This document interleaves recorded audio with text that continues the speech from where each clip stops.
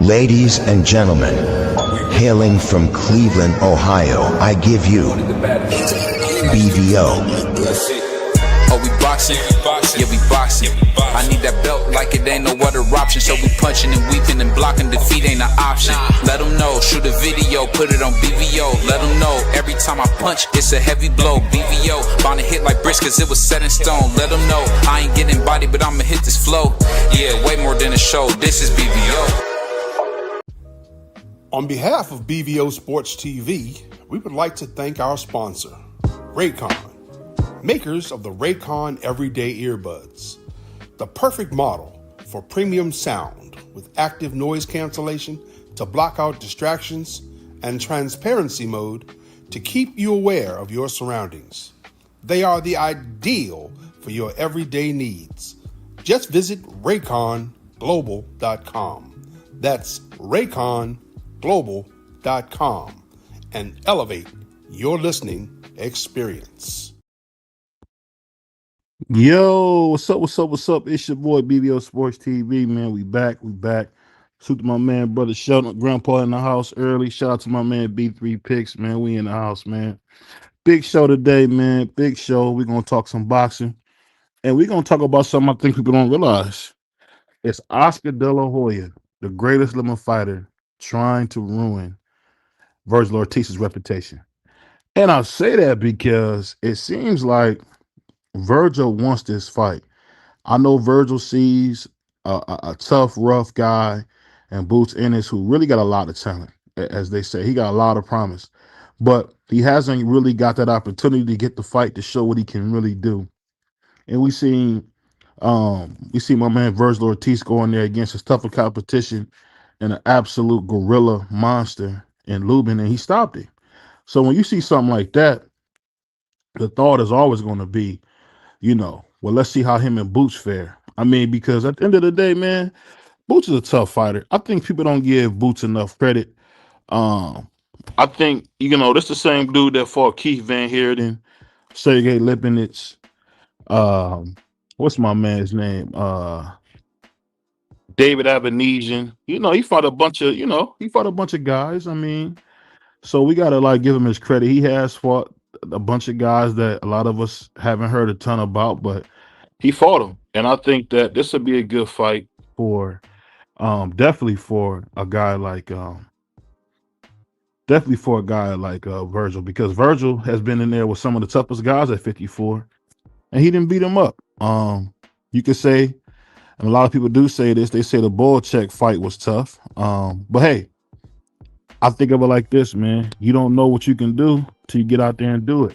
And I think when he fought Boychuk, and he arguably got dropped 3 times, not just the 2 that they counted, but he came back and he won. I mean, you got to respect that. I think so many times in boxing, we don't really respect when guys face adversity and come back.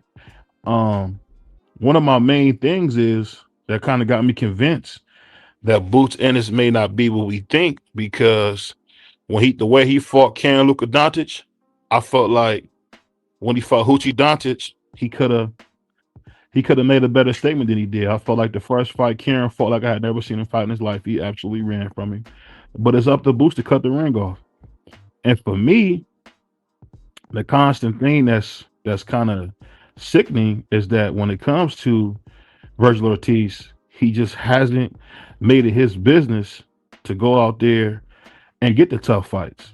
And it's been an absolute disappointment. The fact that he's this late in his career, he's never been a champion.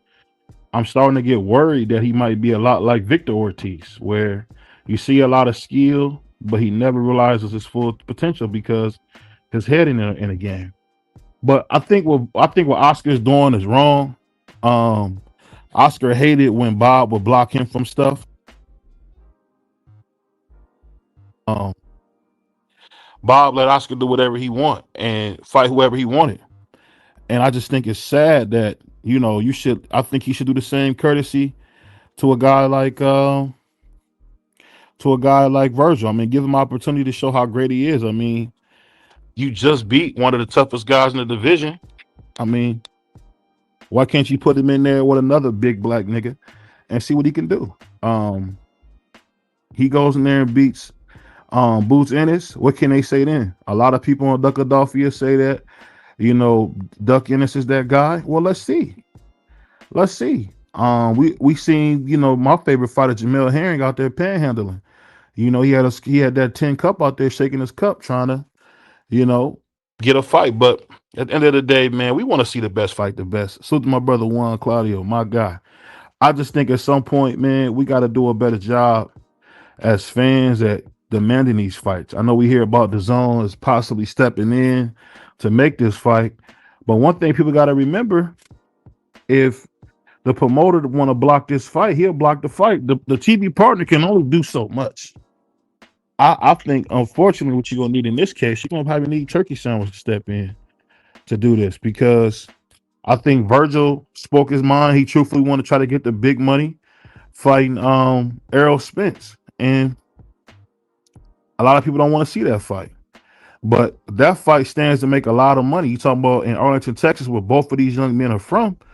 I could see that fight really doing something. So I understand what Vergil was thinking. Vergil kind of let the business mind out. But hey, if y'all can respect, Tank Davis fighting Lamont Roach, why can't you respect him going to get a big bag? Go get a big bag with Errol Spence. So my brother Dankfather. I just don't understand. It's just like there's no winning in boxing. I remember everybody complained about the Jake Paul fight. Then when they got canceled, oh, why they not fighting? And at the end of the day, the zone don't pay them. The zone just offers them a promotion budget. They pay the fighters, so it don't matter what the zone says. They just do the promotion. I mean, they just do the production. At the end of the day, I think it'd be a good fight if he was able to fight Errol. I don't think that fight happens. I'm pretty sure it don't happen. But I'll say this: no matter how you slice it, man, give brother some credit, man. He went in there with a big black nigga and he did his thing. Why is that? Why is he not getting no credit for that? I don't get it. I just don't understand. I've never seen a guy who goes in there and fights all the biggest, blackest niggas y'all want, and y'all still talk about him like a dog. I mean, did y'all not hear? You don't know what you're talking about, Free. I ain't gonna argue with you, man. The zone only gives you a production budget. They don't pay for the fight. They give you the money for the production, and they give you money towards the fight. They don't pay for the whole fight. But I'll say this: no matter how it goes, I think they gotta fight. Boots and Vergil gotta fight, man. And I hope they fight soon. What's going on, Price? How you feel, man? What's up, my brother? Man, I'm feeling good, man. I just been Good to hearing a be lot of back. I just been hearing a lot of brothers, man, talking crazy about Vergil. This is Oscar's decision. Oscar just gave Vergil a bunch of M's. He can only do what Oscar let him do. Why don't you Why think they people so complain mad? Why the Oscar? brothers mad? I guess they want the dude who was stuttering and could barely get a sentence out to fight Boots. I mean, to fight Vergil, but is Virgil that said, good? didn't he say he need 10 mil or less? I I mean, or don't more? know. His manager said that, but that's Well, just tough. that's That's too tough. tough. No, Vergil is not the boss. Vergil is not the boss. You're not the boss when you're taking money from somebody. That's the thing that be messing a lot of boxing fans up. They be worried about the wrong things. You're not the boss. Vergil just got about 3 or 4 M's. He's not the boss. So y'all can play that dumb game if y'all want to, but he's not the boss. And shout out to Boots. He was in there stuttering and could He barely just talk. that's just the way he is, bro. Do y'all honestly, do y'all really want Vergil to get his brother brain damage? Vergil really hurt this dude. Man, Virgil will get beat up. And I What's go, picked Lubin. Let's what be what's clear, go, I was wrong. Like we all yeah. was wrong. And I didn't get paid either. So shout out to Prize. Let Nah, me I ain't pay him his $10 there. I'm in trouble. but let me ask you this, B3. What do you think about this whole thing where you got Prize not paying bets, you got Oscar blocking fights? Wow. What do you think? Yeah, I mean, Oscar, that's the blueprint, man. They gonna avoid fights that they know they can't win. I So, I Well, mean, see, it get me when you get those flip floppy blacks like you. You heard all the oh my blacks saying God. Lubin was gonna win. They all said he was That's gonna win. crazy. the Lubin was plus 580 underdog. He was a huge underdog against Virgil. Just because you have people rooting for, a black fighter, that doesn't mean that the promoters is not setting up a mismatch. And the I didn't bookies see knew that that. coming. It's like something was wrong with Lubin. Like Lubin didn't have his game plan. I think when he felt Vergil's power, he kind of shelled up, bro, and laid on the ropes. I've never seen Lubin in that posture before, not that long. And I think Vergil power kind of bothered him early. You know, I think that's what it was. And then he was like, "Oh hell no," you know what I mean? He sat there, and I mean, Man, I listen, thought this. that was a perfect game plan by Robert Garcia. I knew they was gonna Yeah, because everybody was saying that's why I didn't pick Lubin is because I saw a little bit of the Jesus Ramos fight. And I was like, oh yeah, this brother gonna sit on the ropes too much for Vergil. Vergil just gonna punch on him. nah, but he didn't usually sit in that I just posture like didn't. that. B3. Well, I'm just saying it's just moments in Lubin's fights where he will linger on the ropes. Mm. Is so you can't do that against a top guy like Puncher, Vergil. yeah. Yeah, like he's a puncher. He's a real puncher. So What Virgil will do? He'll do this. I really bury motherfuckers. That's what he do. Shout out, Gabe. yeah. No, that's Little Bill, man. Shit, that's Little Bill. Shout out to Little Bill. But go ahead. That's my guy. Oh yeah, Virgil's a heavy puncher. Lubin paid for it, man. Yeah, he did, man. He paid dearly too. He got a payday, B3, but career wise, he's once again going to be at the back of the line. And one of the brothers said he's nothing more than a Nah, gatekeeper. BVO I said think he got Brother a Bernard deal. said it. They said he got a deal. He got So, another fight. What you talking about? Oh, he signed a multi-joint. It's on a 2-fight deal. Oh, well, shout out to Lubin on the smart business. Yeah, he got another fight with Golden Boy. All Man. He signed right, with well, Golden Boy. good. Let's go. So it's You just can win that and get your get back. You know what I mean? You can win that and then be right back. no, it's not gonna be with Vergil, but I know, but I'm saying you can win a credible fight and get right back into the mix.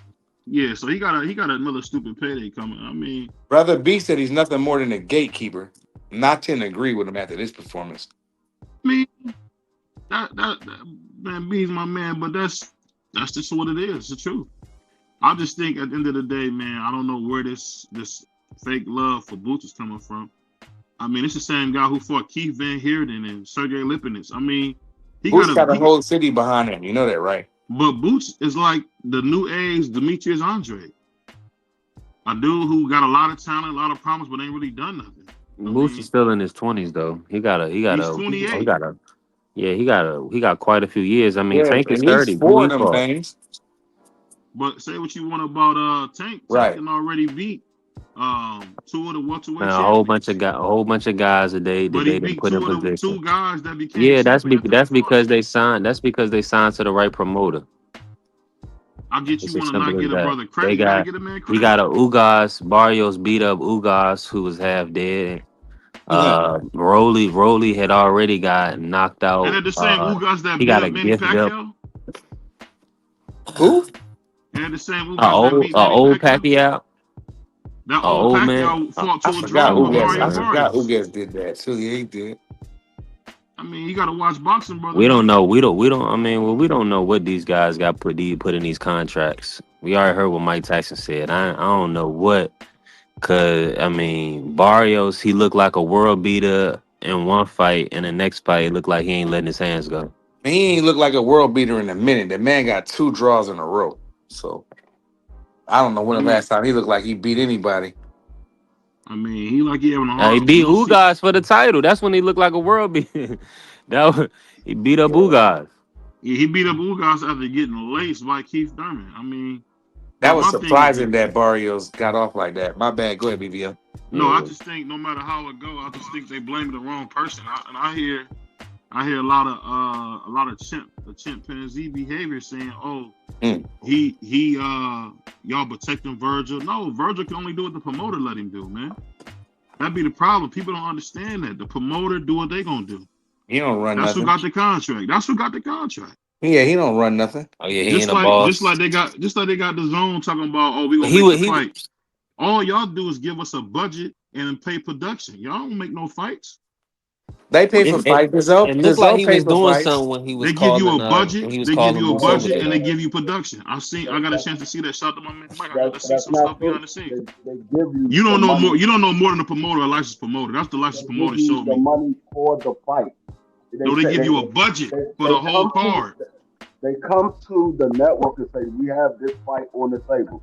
And the network say, this is what we want to give you for the fight. Or the network could say, we're not giving you anything for that fight. That's what the network does. The money that the network give you is for the main event. It's not for the entire card.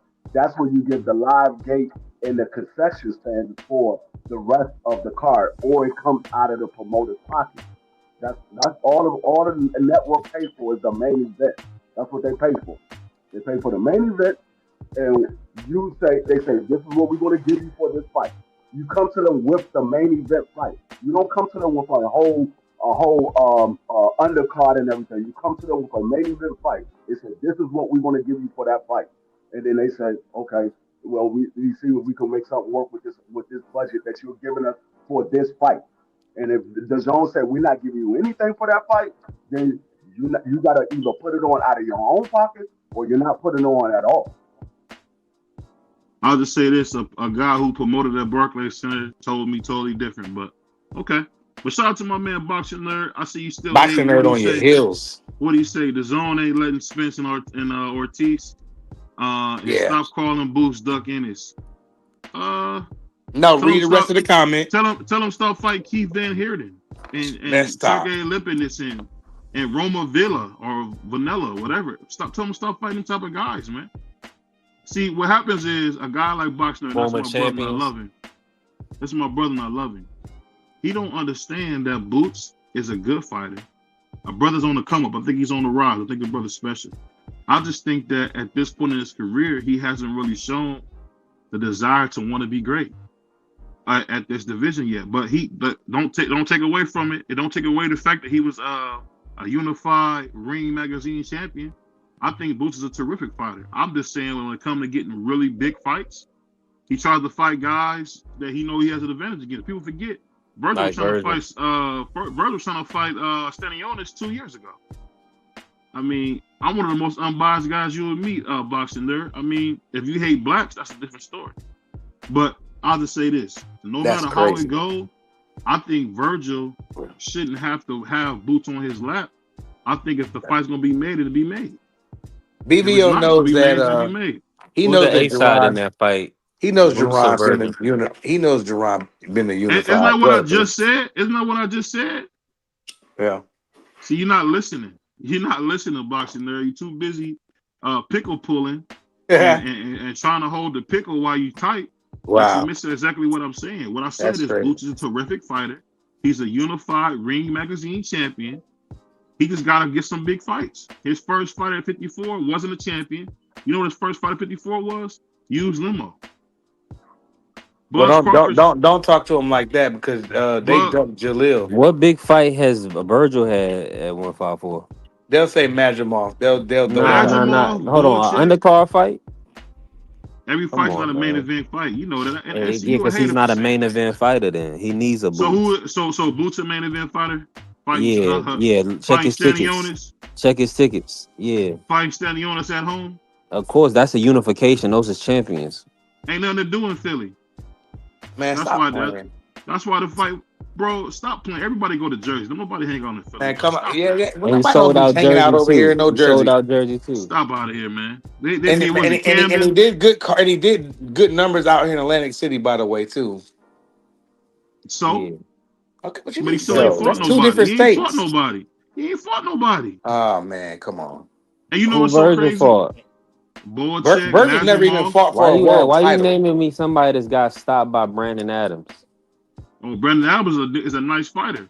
Vergil never fought for a world title. You forgot the same Brandon Adams that fought Jamal Charlo before? What happened? Why he never fight for a world title, BVO? He never fought for one. Why? I said he a disappointment. See, what y'all can't do, I'm bringing y'all logic. Y'all don't like when BVO bring the logic out. Nah, the logic is Stanionis body Butayev, but you gonna say he was nobody. Butayev who got knocked out by Brian Norman? Stop it. No. That's not fair. Stop it. Butayev never fought Norman Jr. Come on, man. Yeah, what did you talking about? What are you talking about? Butayev dominated Jamal James. No, they fought. Was that the one that know the contest? Butayev No is the one decision? that laid Junior down. What are you talking about? No, that's Boca Chica. Oh, Boca Chica. My bad. Boca Chica. Oh, my bad. You are talking about. My bad. was the one that fought Stanioni. Yeah, you the one. Okay, my bad.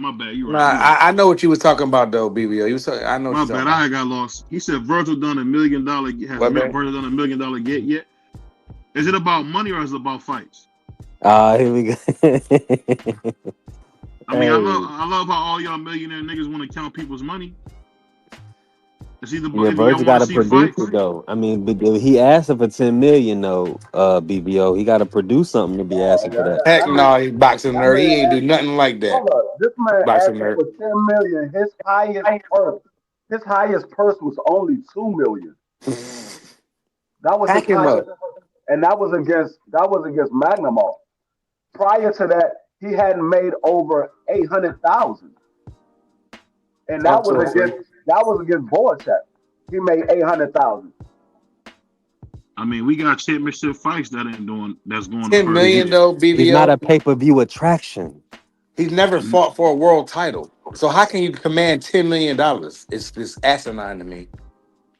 I think it's because nobody knows who his opponent is. And then he has the nerve to say he doesn't want to fight Booth, but he'd rather fight Earl, somebody that ain't been fighting. Come on, man. Get him out of here. Earl Spence, who could probably get him about $5 or $6 million.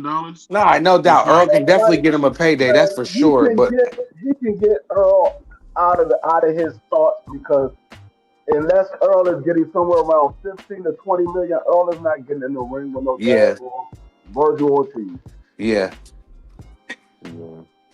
He got to be a young boy. He ain't getting in the ring with no young boy. Earl can sell for whatever reason.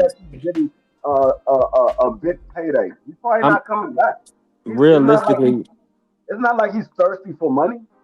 So he's probably not coming back unless he's getting a big payday. how many pay-per-views will Earl versus Vergil do if they made it no tune-up for Earl? Probably about 600,000. Earl and who?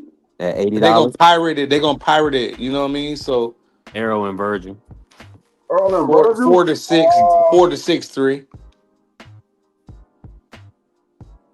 600,000. That's good money. At $80, that's 48 million right there. Earl gonna come out commanding $100. You best believe that. That fight will be $100 if he comes with no tune-up and fight Vergil. And then he go in there and get beat dead by Vergil. I don't want to see that. I want to see Earl. If Earl want to fight, I want to see him get in there and knock the cobwebs off. See, Earl got so crazy fans. It don't matter if he go in there and beat up a random guy. It's not going to matter. We just going to be glad to see the nigga. And then you can then on his next joint, you can get him right in there, and it's going to do good. Cause Earl. I'm just saying, the man ain't been in the ring 2.5 years. And the last time we saw him in the ring, he got beat up badly. And people thinking that Earl is not quite the same Earl no more. So there's not going to be a lot of people that's going to pay to see that fight, especially after being out the ring for 2.5 years. And then you coming in there against a Vergil Ortiz. Nah, then they ain't planning to see that. Hey, Roy Jones said he went to check on Earl. He said he's going to go go to the gym, check him out, make sure he can get back on that horse. Man, Roy don't know what he's looking at when he training fighters no more. Earl, you must have forgot, man. That's a 5-time champion. But that doesn't mean And Michael Jordan was the best ever, what y'all say, and he was a terrible owner. So I don't want to hear about that. But I don't know. Just evaluate that talent. I think that Earl Spence might be the Brandon Roy of boxing. And I know Insana like that one. Imagine if Brandon Roy never got hurt if you watch basketball. See, that's just imagine if Earl never got hurt. That's pickle pulling because Earl is accomplished. Earl is he is. Listen, I'm an Earl fan or a supporter. No, you're not, because you just said you saying he the same as a guy who never did nothing but play a couple good games in the playoffs. No, ain't no couple good games. Brandon Roy had. What did he win? Man, come on, man. What did Wayne say? I That's won a team rings for my sport. Performance. Come on, I won rings for my performance. I'm just saying the man. I think Brandon Royal is a bad analogy. I would say because Brandon Royal had never accomplished anything. But if you know basketball, you know Brandon. I don't want to go down that alley with you. You I right, know Free. basketball. I know he never accomplished anything. All right, no. He was He didn't nice, though. accomplish nothing. Yeah, he never accomplished anything. All he did was have a couple good games and go home. Nah, man, a couple good games. Y'all bugging, but okay. But no, only thing is, Y'all don't watch Errol hooping, won but it's okay. championships after Hey, his pull the accident. pickle all you want, man. Be careful, you might fall out. Man, get out of No, here. I know what you're trying to say. I'm just saying that's a bad analogy because Brandon Royal ain't do nothing in the pros. This is a sick Negro. Nevertheless, if Earl Spence come back with no tune-up, he's definitely gonna sell out. But I'm with BVO, it's not gonna end well. Unless you put him in there with one of us operators, we'll fight you. The operator engineers 542. How many pay-per-views would Jamel Charlo versus Errol Spence do? I think anywhere to 4 to 6 because the Pirates. That might do some decent because both of those guys been out of the ring the same amount of time. And they everybody know that those guys are from Texas, so they're gonna have the Texas fan comes out and watch that fight. That might do some numbers, but to say Earl come back versus Vergil, that is gonna do big numbers. I give it. I mean, I'm not gonna say huge numbers. It's gonna do somewhere around 300,000. Earl still has fans that want to see him fight, so it's gonna probably do somewhere around 300,000. But like Jamel versus Earl, that probably do somewhere between 4 to 5. Earl and Ortiz? No, Earl and Jamel. Yeah, the Pirates would make it effed up. You know what I'm saying? I think it would do a lot. If I say no Pirates involved, then them fights are $1 million. I believe $1 million paper. Like how you say it? I'm tripping. $1 million pay-per-view buys. If no Pirates. Oh, more than that. Yeah, way more than that. And that's why I think sure. they're working on something to kind of block people from being able to. It's gonna be tough, man. It's gonna tough. They're putting in some different apparatuses. But so that they can how much save, does so it they can make cost some for them money. nerds? How much does it cost for them nerds to put their Virgil manager, Virgil promoter, Virgil team, and Virgil himself need to go ahead and say, look, we put our foot in our mouth. Let's go ahead and get it away with your boots in it, and let's see what happens. We're gonna give it our best shot. That's what they need to do. Because they look like they're ducking right off the fans is looking at Virgil like a duck right now. Yeah, already out the rip. They these the same fans. These the same fans that criticized the Tank versus Jake Paul fight. Nah, but now they talking about that. Now they mad. Oh, stop. No, but these are the same fans. These were the same fans that was trying to pin Jerron Booth Ennis as a duck when he was at 47. Now he's at 54 and said it's time. Now everybody like, oh, hey, Virgil, what you gonna do? He's stuttering. Booth can't talk. But he did everything y'all wanted him. He got in the ring. They applauded Shakur when he got in the ring. He did everything we wanted him to do. Get in the ring, step to this nigga because y'all said I wouldn't fight him. I feel like there's bigger stuff for him than Vergil Ortiz.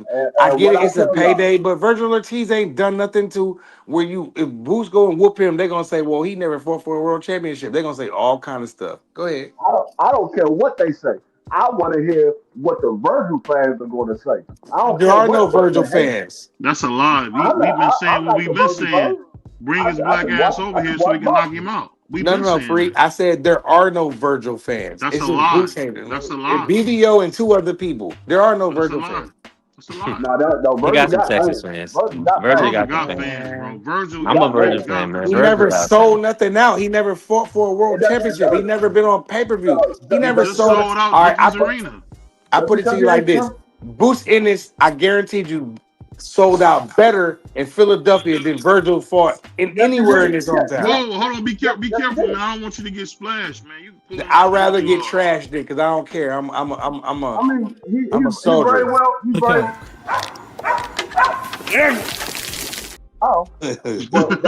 I like that, Joe. I'll be sending that to everybody. And salute to the queen, Dr. Cam. Dr. Cam. Became a YouTube member. Salute to the good sis, man. Hold on, I gotta break news, Free. Breaking news. Vergil Ortiz has 235,000 Instagram followers. I don't care nothing about Instagram. That's Free's favorite thing to say. He don't. I gotta subscribe to Dr. Cam Jones. Hey, Okay, listen. about Instagram That followers. shows you right there. That's for the That young shows people. you right there what somebody's market is, where their I don't. market Salute to the value good is. sis. But let me say this real quick, Love Free, you, Dr. Cam, always. because I want to hear your opinion on something, Free. So when you see people, now you a Spanish man, when you see people trying to race bait Vergil, do you think that's fair or Oh foul? man. Huh? When they trying to race bait Vergil, do you think that's fair or foul, in your opinion? They try to race bait who? Vergil, like they trying to make it a black Mexican thing. You think that's fair to Vergil? They ain't trying to make it anything. It is what it is. Vergil is Mexican and Jerome Buchanan is black. So it's always got to be blacks versus everybody. It's gonna be Mexican versus black, like it's always is when there's a Mexican in the ring and there's a black man in the ring. Why he don't understand that? It don't So matter let me if ask it's you- Virgil. It could be El Pablo versus Jason. If the dude Jason is black and His El brother said Pablo El is Pablo. Mexican, then it's gonna be Mexican versus black. It Yeah, don't that's matter what it if is. it's Virgil. It's the money print, the green print. No, that's the. And I'm that's riding the- with my peoples every time. And I don't have because no you're a shame in racist. saying no, I'm not a racist. You a stone cold racist. Okay, This so is what all the it people, is. also all the Mexicans that's going to be rooting for Marquez, is they racist? Because they root for the Marquez against the black? but everybody Okay, so if I'm rooting for a guy named Williams, No, listen, BBO. You gotta understand. Go fry me some chicken then, Mr. Williams. Man, get out of here, fan BBO. bases, the two biggest fan bases in boxing is African American and Mexican. Those are the two biggest fan bases. I thought it was If you black have an American and African American Mexicans. fighter, and you have people rooting for the African American fighter, and then you have a Mexican and people rooting for the Mexican, doesn't mean they're racist. They're just rooting for their own kind. that's it. It's It doesn't mean okay. they're racist. They didn't say, So I don't like hold no on. Mexican. He only They go root for for their own blacks. interest. No, He what only go makes for you a blacks. racist? What makes you a racist by saying you don't like that Mexican fighter? He ain't saying he don't Based like on him. them being He Mexican. said yeah, I don't care about That's what. Mexican. You said I don't But like. you can't call. no But you Mexican can't call fighters him because out. they're This Mexican. dude, Prize is a stone cold racist. He don't say nothing about no No, other fighters. Pride root for a lot of black fighters. He also say other fighters are good as well. But if they're fighting against the fighters that he likes, he's gonna root for the fighters that he likes. And that's I cap. ain't even And have to that's say that's nothing. cap He because only like Pride blacks support though, Keith Freak. Cologne. Okay. You support Keith Keith Cologne, Pride. Cologne is half black. I don't give a damn what he is. He can fight. That's why you support him No, because he's hold black. on. But Pride also support Usyk. Right. A black Cuban. You just proving my point. Usyk is not Usyk? Cuban. You said Usyk? Okay, I'm thinking you saying I'm thinking about the bald dude from Usyk is Cuba. not Cuban. And I root for the Cubans. And Price I root also, for Andy he Cruz. I'm also- pulling for he Andy also Cruz. support Bivol. He also I don't even support gotta say Bivol. nothing. I'm just gonna let D No, Free he talk. 'Cause don't. he's saying Hold on, everything that I would have said hold anyway. on, no, I heard That's a Price fact. called Bibble That's the Kibbles blackest and Cuban Bits around. No, and said Price, that I've always Canelo heard Price was talk cherry about Bivol. cherry Talk picking. good about Bivol. Price was the one that picked Bivol to beat Arthur. No, Price called him Kibbles and Bits. He said Okay, that Canelo that's when I didn't know who the ducking- nigga was. BVO want to go back to 2000 and what was that? When we first started the channel. That's when you said that. So it okay, changed. BVO, when did we start the channel? Just say that you a stone cold racist and I'll move on. Okay. No, I'll say that I Bivol was stone cold wrong about Bivol, not a racist. And been like D Free said, ever since then, I was the only one on the channel who picked Bivol to box this nigga Arthur. And then when he lost, I said I'm gonna pick Bivol again because I think he can beat him, and he beat him. I stuck with him. How's that racist? Hasn't sold outside of Philly. He showed up to Texas as a marketing stunt. Promote himself as a rival to Vergil Ortiz. Eddie Hearns is thinking marketing opportunity. At the end of the day, this brother is speaking the truth. The brother was stuttering. He always looked, stutter. He no looked bad, boost. man. He looked bad. Yeah. I mean, Okay. EMS BVO. salute, man. Okay, so hold on. You said the brother was stuttering, so that means he was scared. So does that mean that Dub right side is scared every time he go live because he stutter? Right. Dub be like, hold on. You just tried to move the goalpost. This is a sick Negro. You just moved the goalpost. You just moved the goalpost, man. You just did. No, I'm not. He started every time he go live. I don't know, man. Shout out to my man EMS. Hey, You know shout what out, the brother. answer is. Shout out, brother Clarence. That's why you're not trying to answer it. You know what the answer is. become a member, It goes EMS. against That's what what we. you're trying to say. So to my brother EMS, become a member, man. Join us, man. Become part of the family. But I'm gonna say this: the part that's so funny about what my man Free is doing, he's an apologist. He don't want to see the best fights. He want to make excuses why we don't get them. Oh my Vergil God. Ortiz just fought the biggest, blackest dudes y'all can find. No, you don't he want did to give him not. no credit. He did not. The biggest, blackest dude was standing in the ring after the fight was over. Who told him to come in the ring? Vergil That's said, the biggest, Boots, blackest bring your dude. black tail in the ring. You ain't hear him say come in the ring, Jerron Bob Boots Boots. is the No, he said biggest, Jerron, come over here, blackest Jerron. dude Come over here, Jerron. at 154. Like the I biggest, said, blackest dude at 154. he should have slapped it. He should have slapped him, and y'all would have thought the fight was real. That's Virgil's fault. He should have slapped the black off of him. Jerron Boots is the biggest, blackest dude at 154. Name So somebody else. when he beat him, then what? If he beat him, then he will get credit. Stop putting daggone training pants on him and let the man put on some boxes. This is Oscar's fault. Coach Eddie said Ortiz invited Boots into the ring. You know, I watched the fights on mute, so I didn't. And Coach Eddie, one thing I love about Coach Eddie, he be doing a little bit of going overboard, but he gonna keep it real. He said, Boots, bring your black ass in the ring. Excuse my language. And Boots came in the ring. No, if Jerron Boots was scared of Vergil, he wouldn't have never came down to touch. Why was he stuttering? No, because that's how he talked. Hold on. No, forget how he talked. If he was scared, he would have never came down. Do you know that Jerron Boots and his plane was canceled because of the federal shutdown, and he still said, "I'm gonna find my way down there"? His plane was canceled. Yeah. And he said, "No, I gotta be at this fight." And he sat front row. He sat front row. I think he came down there for this. This is what Boots came down. I'm ready for that full cheese Whopper. Yeah, he came for that full cheese Whopper, man. 100%, man. Listen, they got 2 front row seats for $150, and they had 3 Big Macs. And it's 2 cups. Hold on. They had a couple of bean burritos and some nachos. That's crazy. And a pupusa. And was sitting there. Hey, Coach Eddie, man, become a member, my brother. Clarence, become a member, man. Yes, indeed. At the end of the day, that man sat front row, had a bean burrito, a pupusa, and a couple of nachos, and got in the ring after the fight was over. And he know he gonna get smoked. That's why they wanting $10 million. They want to fight Earl that ain't fought.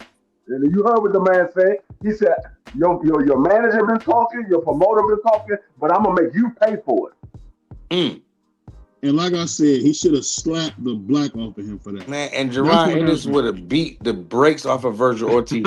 He's never fought for a world title. Why? I've been saying he had disappointment. That don't mean that he shouldn't have slapped. He should have. I'm telling you, man, he should have spit on him or slapped him. He just should have did one of the two. And then he went out there and smoked Lubin, so that looked good. I don't care what none of y'all say.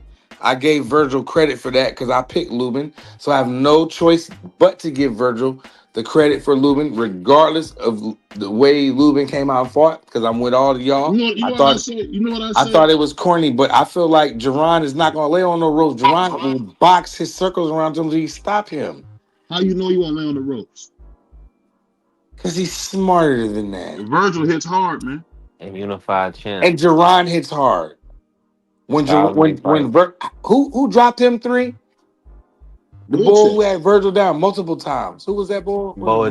This is what I'm saying, Ernest. This is what I'm saying. Imagine what Jerron power and speed. In a contest like that, to build it up for the fans, you gotta slap a dude, or you gotta do something to embarrass him. He should have did something like slap him back with an open hand. That would have really got everybody going crazy. That would have been crazy. If Boots came in the ring and Vergil just slapped the dog out of him, because he already came in the ring begging somebody he want to get a gambling match on instead of fighting. He already came in the ring begging. So I mean, the natural thing Vergil should have did is slapped him. But man, come on, man, you talking about some street-ish. That's not no street stuff. Riddick Bowe did that. What was my dude's name? He punched in the mouth for talking crazy. Larry Donald. Man, So Boost was checking his temperature to see how much he really believed in himself. Man, man, Boots jumped in the he ring looked like he super was supposed calm. to. He looked super calm. He looked big too. I don't If think he can he didn't make get the in the weight? ring, we would. If Can we he didn't, make if the he weight? did, BVO. If One Boots five Can he didn't make get the in forty. the weight? ring, Can he they make would the weight? criticize him Monday morning, bro. Can he Sunday make the morning, weight? actually. Can he make the weight? That's my question. Why don't he have a suit on? Why he come out looking like a hood, like he about to rob something? Oh man, It come on, he ain't look there ain't no good. championship on the line, so what? Why the weight matter? Why don't he have no suit on when he came to the ring? Why? You want him in a monkey suit? No, Yeah, no. there See, you see how you talk crazy? go. You see how He you wanted talk to dress crazy? like the Mario. You remember he used to get that suit, the little raccoon suit on Mario? That's what BBO wanted him in. Nah, Prime. Wow. If Jerome Now wouldn't have Boots got in Ennis the is a ring, raccoon. BBO That's would have crazy. criticized BBO. Like, you see, he was too scared to get in the ring. He was too Yep, scared. BBO would have snapped on Boots. Why did he have no nuts? He'd be going crazy. He said Boots had the Virgil Cowboys fit on saved him. for a reason. I mean, I get what y'all saying, but I feel like Boots Ennis, him stuttering was not a good look. He just didn't. It That's the didn't way look he good what he was talked. doing. You can't get mad at a man who stuttered, bro. You got to give that man Well, he got respect to and go let back to him. school. He got to go back to school. Ain't no go back to school. Some people just have speech impediments, BBO, and they're just different. They can't never get it right. They That never get doesn't mean no. they're not So his normal and new don't have name. Okay, thoughts. so we'll accept that. So Boots' new nickname is Can't Get Right. Nigga, Okay, I cool. stutter. You rich. You don't stutter no more. You went and got Man, come classes. on, man. I stutter when I You talk. went I and got fumble my classes, words. didn't you? Some words I can't read. I'm Hold trying to on. read the chat. You went and got it fixed, didn't you? I got an engineering degree. So I you work went and from the got it ground fixed. up. Huh? So you just proved my point, man. Don't come up here with this crazy talk as if this is the thing about it. Y'all blaming the wrong person. BBO, you wow. This is Oscar's fault. This is not Virgil's fault. Let me ask you guys this: do you guys think that Oscar's trying to ruin Virgil's reputation? Vergil? Yeah, I think he's trying to ruin Virgil's reputation with this stuff. No, I think Oscar wanted to see, he just like, put him in there and let him fight. He might think Virgil can win, He's protecting Virgil. I'm lost. Like, I He feel like might that's want him to fight. blatantly clear. He's making sure Virgil is not taking a fight he know he can't win. The So now BBO fans is attacking me right now. I ain't say he Boost was. look big as hell in that ring. So you Yeah, gotta he look did. at it look like from Boots ate the old Oscar point Boots. of view. All the Oscar money men took a step up fight with a top guy, and they all got beat. It started off with daggone Canelo Alvarez when he fought Floyd. Then it went to Ryan when he fought Tank. And then it went to Jaime McGill when he fought Canelo. And went to daggone Zordo when he fought daggone Devil. Bivol. Bivol. And then now you got Vergil. No, you don't want his top guy to get beat. You don't want him to get beat.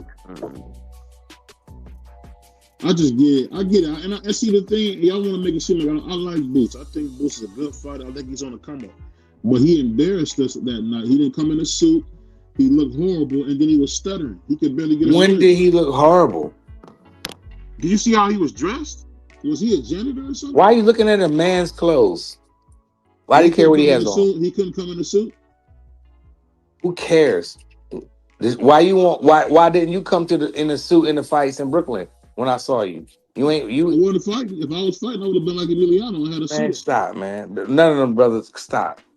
Emiliano brothers were dressed the way they wanted to. I saw Gay Rosado. He was cooling. Listen, Vergil Ortiz looked at his resume, never been a world champion. He has beaten one undefeated fighter, Michael Mickinson. Who? From the McKenzie. McKenzie.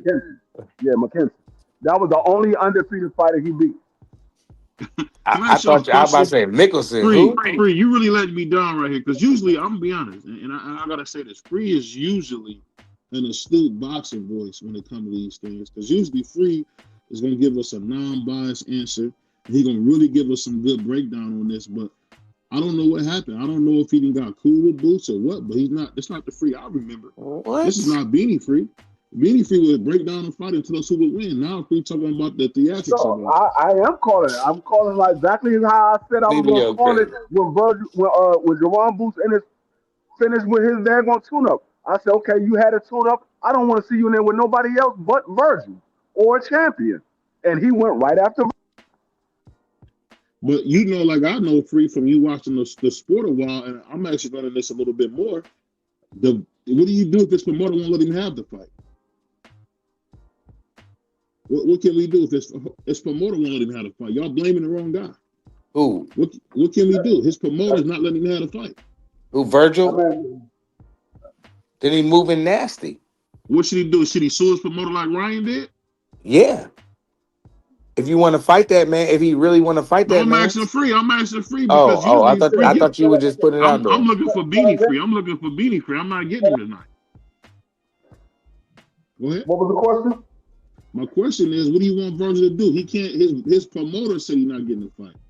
What can he do? What I want Vergil to do is pull his pants up and get in the ring with Boots. That's what we called for when he was at 47 and he was at 54. Boots said, "Okay, I'm here now. You called for me when I was at 47. Now I'm here at 54. Let's get it popping. You won, I won, and ain't nobody in between us right now. We both free. The other champions, they all got a fight lined up, so you can't go fight a champion. They got a fight lined up. So it ain't nobody else for him to fight but me. So he should sue Oscar then? Is what you basically saying? Sue Oscar? No, if he don't fight Jerron Boots Ennis, him and Jerron is going to be sitting around waiting for the champions to finish their fight and then try to get a fight with one of those guys. And it's not a guarantee that fight. They should fight each other. Like at first, I thought it didn't make sense because Vergil, what has he done? At least Boots been unified. Vergil done nothing. He hasn't even fought for a world title. The thing is, it's not a guarantee that either one champion because Free, you going in and out. After these champions fight, they could say, "Nah, we're not fighting a mandatory. We're going to unify these other belts." They maybe the winner of Xander Zayas and Abbas can fight the winner of Dagon Batram and Josh Kelly. So they still gonna be sitting around waiting because Josh got the belt. No, Batram has a belt. Abbas got a belt, and Xander Zayas. Josh Kelly is about to fight Batram, and Abbas and Xander Zayas is about to unify.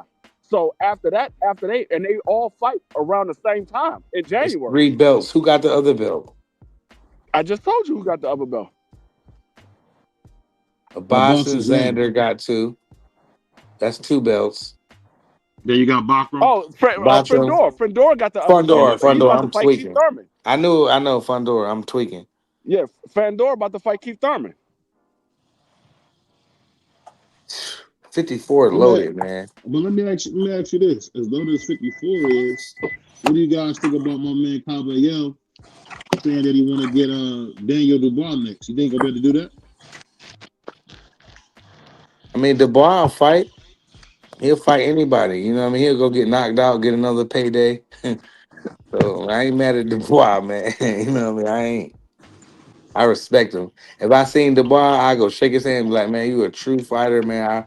I rock with you, man, and salute to you and your family. That's what I would tell that nigga. He'll go get smoked. He don't care. I like fighters that don't care. Like Mayorga, he used to get knocked out by everybody. But he the press conference, everything, the fight, even the first couple of rounds, Mayorga gonna come out swinging. He's gonna. I never understood why Shane Mosley's wife bent over in front of him. That was crazy. Mayorga smacked Shorty. Shane, remember he smacked that cigarette out his mouth. Yo, Shane Mosley was super accurate to do that. Shane made me laugh when Shane grabbed the man's throat. That was crazy. Shane knocked Mayorga out for that. Can you see the private chat, man? Did I see the private chat? Yeah. Hold on, let me see real quick. You already know, man. Listen, I was dozing off. What I do? I didn't see it. Fondor about to do Keith Greasy. Now, what happened if Keith stopped him? I don't think he will, but what happened if Keith Fondor? Yeah. Then I'm gonna say that I never believed in Fondor anyway. You know what I mean? I'm nervous for Fondor in this fight only because the way he lost to Mendoza, and Mendoza was a boxer who really put some big punches on him. I think Keith Thurman can do the same. I don't know, man. Keith is sometime Thurman, man. It's hard, but I'm not gonna say, I'm not gonna act like Keith Thurman is trash, bro. He might been his career might went like kind of not like what we wanted to, but at the end of the day, bro, Keith Thurman can fight, bro. And I don't know if he can beat Fundora. I hope he win, but that would make 54 super interesting. If Keith get a belt, he gonna talk so much trash. It's gonna be super funny, and Keith Thurman make good. I mean, I don't know. Maybe I like the build up because he can't talk either. His quotes are corny. He's just a corny dude, but he can rumble, man. Keith Thurman can rumble. I think Keith Thurman, man, is one of the best fighters we've seen in the last 15, 20 years. I don't know because he have a lot of inactivity, so I can't say that. Well, you got to remember, man, he took Danny Jacobs on after beating Sean Porter. And Sean Porter, to me, Sean Porter looked really good after he had lost to Kell Brook. To me, that was a good fight, though, BVO. because I thought Udenis Ugas beat Thurman Sean Rock Porter in that and he still joint, and he still came out pretty strong. So I've always been a big fan of that brother, man. You said he gonna do him greasy, he gonna do Keefy greasy. Yeah, I can see that happening too. But I can see Fondora getting overconfident and getting hit with something with the veteran tactics. There's a lot of people that pick Keith Thurman. I'm not saying a lot of A lot of people that pick Lubin. I'm saying right. A lot of hardcore fans pick Lubin. A lot of hardcore fans going to pick You Keith mean Thurman. a lot of hardcore pickle pullers picked him? Man, stop. That's what it was, man. Nobody in the world, any hardcore boxing fan know good and well that they did not expect Lubin to do what he did and go out like the way he did. None of us did, bro. No, I didn't say it coming in the second round. I said like round 8 or round 9. And that's cool. After there was a good fight, though, or at least a decent fight by Lubin, right? Or something from Lubin. That's funny. My man said it's like Muggsy Bogues fight Wimby Yamba. Hey, I tell you what though, man. As far as boxing goes, I think when I look at a guy like Abdullah Mason, he kind of like a Wimby Yamba to me, a dude we've never seen. Like I feel like he's gonna be special, man. I just hope that he stay away from Emiliano Vargas, but I mean, he need to stay away from Keith Thurman. What Pap said? Y'all trying to? Oh, you read that already. Special. You read that already. I think Abdullah Mason is special, man. I really do. You guys think it hurt him? Yeah. Do you think it hurt him that he not? You think it's gonna hurt him that he not fighting in America for his first title?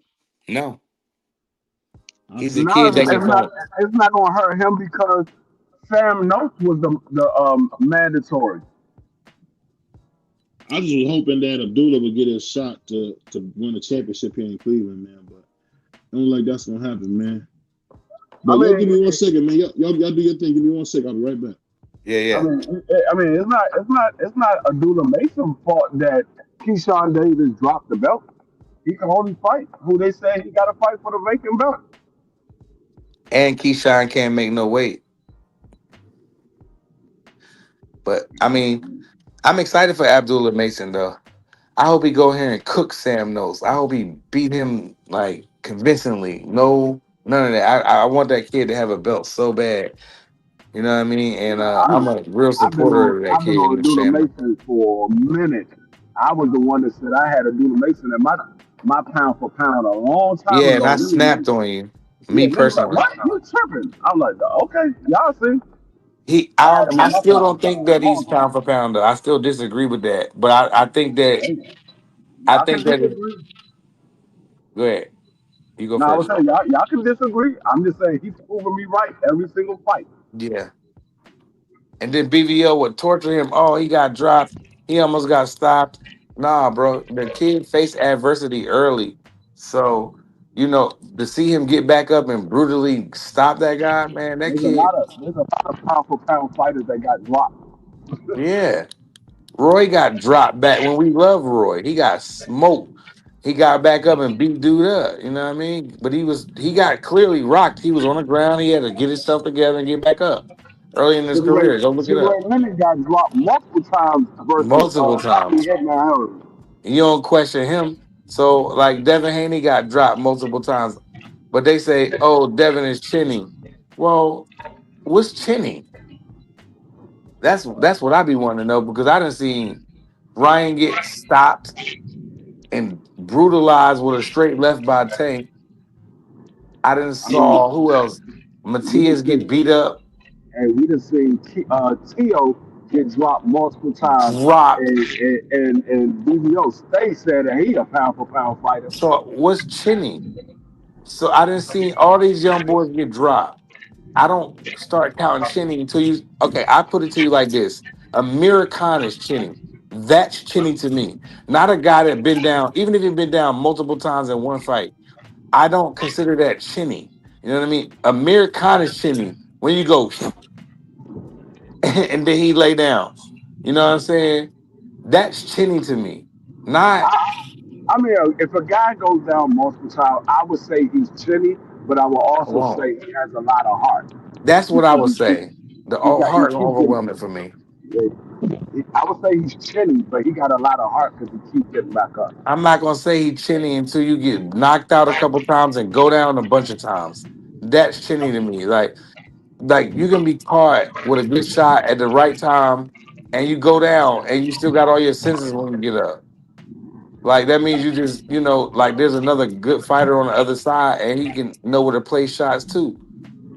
You know what I'm saying? So it's all about leverage and stuff. It's not like Amir Khan. If you had to look up the definition of chinny, you would put Amir Khan in there. He would be the face. Amir Khan is a real live glass joke that Bro, Mike he is a Tyson punched face out. of chinny. So if you guys want to look at a definition of chinny, Amir Khan picture should come up and you should see it. That's what it should be. That's chinny to me. Not a guy that went down, even if he went down 2, 3 times. I didn't see Ray Leonard go down a couple times. Yeah. That don't mean he trash or chinny. Ray Leonard could take a hell of a punch. He been hit by Hagler and Hearns. Are y'all crazy? Just because he went down by who and he was at the end, Terrible Terry knocked him down. Who didn't the white boy knock him down? Yeah. You talking about I don't know his name, but I know he got dropped Delam. multiple times. It was like, oh shit, Ray Leonard got dropped. Oh, all right, Yeah, word. All right. the guy he fought at 75. Yeah, all right, work. Let me get my get back. And that's what he went and did. You know what I mean? Even if he lost. I don't like that word chinny, man. I think that's an artificial word, bro. That word was never around in the 80s and 90s. Nobody was like, oh, he's chinny. You know what I mean? I never heard that. But Noodle Mason, he's definitely a pound for pound fighter. Like I said, I look at different things. I look at the original meaning of pound for pound fighter. I don't go by what they accomplished. That's what people do nowadays because they want to put their favorite fighter in the pound for pound ranking. So they go, oh well, he's been a champion. I mean, he's been a champion. He had the opportunity to become a champion. That doesn't mean that he's better than another Right. guy. He had the opportunity to become a champion. Yeah, Pat. There's certain guys that get the opportunity that other guys don't get. Tyson Fury is chinny for real, Pat. You right. That's chinny. Yeah, Nigga that's down every time you see him. Tyson Fury is chinny. So is Dagon Dillian White. Dillian White is chinny. Yes. I mean, I you hit mean, the that man list with goes on if you hit that man with an uppercut, he going to sleep. to bed. Anthony Joshua is chinny. Yeah, Joshua's chinny too. Cause y'all definition of chinny is all over the place. Y'all definite, and I'm not talking about y'all in the chat. I'm talking about people. Like y'all see them. They definition is crazy. They just make up anything. Like, cause a man went. How many times Devin Haney went down in his career? I mean, if he want to be technical, he only went down 3 times versus Ryan Garcia. Well, Okay, I mean, he went down a couple of times, but only 3 times was ruled a knockdown. okay. So let's say he went down 4 times. He's never been down, and then that was by a man that was souped up. You know what I'm saying? So people call him chinny. You can get buzzed in the fight. Don't make you chinny, bro. They just like, oh look, he got hurt by Linares. He was whipping Linares' ass before that, bro. And he got a little excited. It happened, and He he got caught learned. with a clean shot. That's it. And don't act like Linares can't, time his punches. That's what the problem with y'all is, bro. Y'all don't know what y'all be watching. That's why y'all not know. I ain't gonna say that, but I will say this: I watched boxing on mute the first time when we up here calling the fights. If Dub Right Side or myself or D Free or any of us, I'm watching it on mute. When me and D Free when we do football, I watch it on mute. That way he you can said, see everything. he said BF is going Devin crazy right now on his platform. Brother Curtis, yeah, shout out Brother Curtis. I Oh mean, man. I ain't mad at them boys, man. But I am excited for the 22nd, though, Free. Uh, Yeah, like I said, I haven't picked a winner in this fight. hmm. I'm still contemplating who I believe is gonna I win think this we fight. played that pick'em game with Dub, and I think I went with Dev. I can't remember, but Yeah, I haven't picked anybody yet. I'm still contemplating who I believe is gonna win because this is a 50-50 fight. yeah, it is, man. It's exciting, man. I'm glad like these two young brothers and the two young fathers. I'm glad to see all them getting money and coming together. I know the buildup hasn't been like the best. Like there's been some altercations and stuff, but it's all to making the fight. I seen worse. I just hope for a lot of people's sake that's picking Devin for the knockout. I hope Devin don't go out there and get knocked out. Because I see a lot of people. Oh, I man. was I was over on my brother VF channel, and there's a lot of people picking Devin for the knockout. I'm Yeah, like, wow. those are Devin hardcore fans. Like Wow. Okay. I mean, I I'm not don't, saying he's I not don't gonna get know, the man. knockout, but Dev okay. looking real. Dev his physique looking chiseled right now, and so is I'm not. Brian Norman. See, And you don't this know is how this. comfortable Dev is going to be at the weight. For he might not have to hydrate so much, so he might got some power we never See, seen. my There is my a thing chance of is that. my thing is Devin is not known as a puncher. He's not known as a Mhm. puncher. Doesn't mean that he can't knock somebody out. That Right. doesn't mean that he can't knock somebody out. But he's not known as a puncher. And you talking about a guy that's never been knocked out, and you picking him to knock him out. That's why I'm like, I don't really get it. Now I can understand maybe a stoppage, but these people are saying knockout. They ain't saying stoppage. Yeah, there's a I'm lot of not people Devin that knocking him says out. there's a lot of brothers and sisters that think Devin's going because you know why? Devin's feeling good. He ain't had to cut as much weight. I don't think that he'll knock him out. I think that Devin can just beat him. You know what I'm saying? A knockout is tough. Now, now a But stoppage, look, real quick, I can free, see a stoppage. real quick, free. I was not expecting that Devin Haney to have that kind of power at 140 when he dropped Regis, who can take a damn punch. Before Regis had his last fight or two. Before then, Regis you can hit Regis with bombs. When Yeah, Devin I mean, wobbled him, I was shocked at that, bro. I'm not gonna lie. So who's to say that can't happen now with him hydrated really well? no, I'm not saying that it can't happen. I mean, I think he hydrated very well in that fight. Mm-hmm. Reason he even said it. He said that man was like 165 pounds when I fought him. Yeah, oh well. But I'm not drop him. But like I said, I can understand if people were picking it for the stoppage, like Devin It's catching with a tough. big shot, and then he just throw a bunch of punches and Brian Norman don't answer, and they stop the fight. I can understand that. But these Dropping niggas him and saying, stopping him out. yeah, they talking about knockout. I'm like, Yeah. they like, yeah, My thing is Devin this free. Devin I gonna think Devin that, is coming into his man strength, and he's fighting at a weight class where he's closer to his and walk I agree around with weight. all of that stuff. But I think this though, free. Like, Devin is so defensively responsible. And I know he got hit with some shots with a juice man, fighting against a juice man, but nevertheless, he got hit with shots. It's timing. But nevertheless, I think that like Devin is too, defensively responsible. Like once he had Regis going, I thought Devin was gonna get Regis out of there, but he stuck to his game plan and boxed the rest of the way. That's just what he does, bro. So What do You you know, guys think either hate it about? or love We it. had one of my brothers, man, in the sport of YouTube podcasting say Devin is dirty. Do you think that was fair or foul? Dirty with what? Steroids. Man, get out of here. I'm not putting that little smut on his name. You I said thought what? I thought it was completely somebody put out that Devin might be possibly juicing. I thought that was ridiculous And they to goofy. even say that. Hey, I mean, I'm not like I said. Until somebody pop dirty, I'm not sitting here saying nobody's juicing. If Right. he pops dirty, then Then it is we what get it them. is.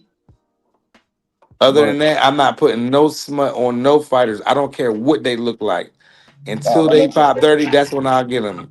I think a lot of people that's saying, oh, this man might be juicing or this guy's juicing and things like that. I think a Hmm. lot of those people never actually lift weights before. They don't understand. By you lifting weights, you can get muscular.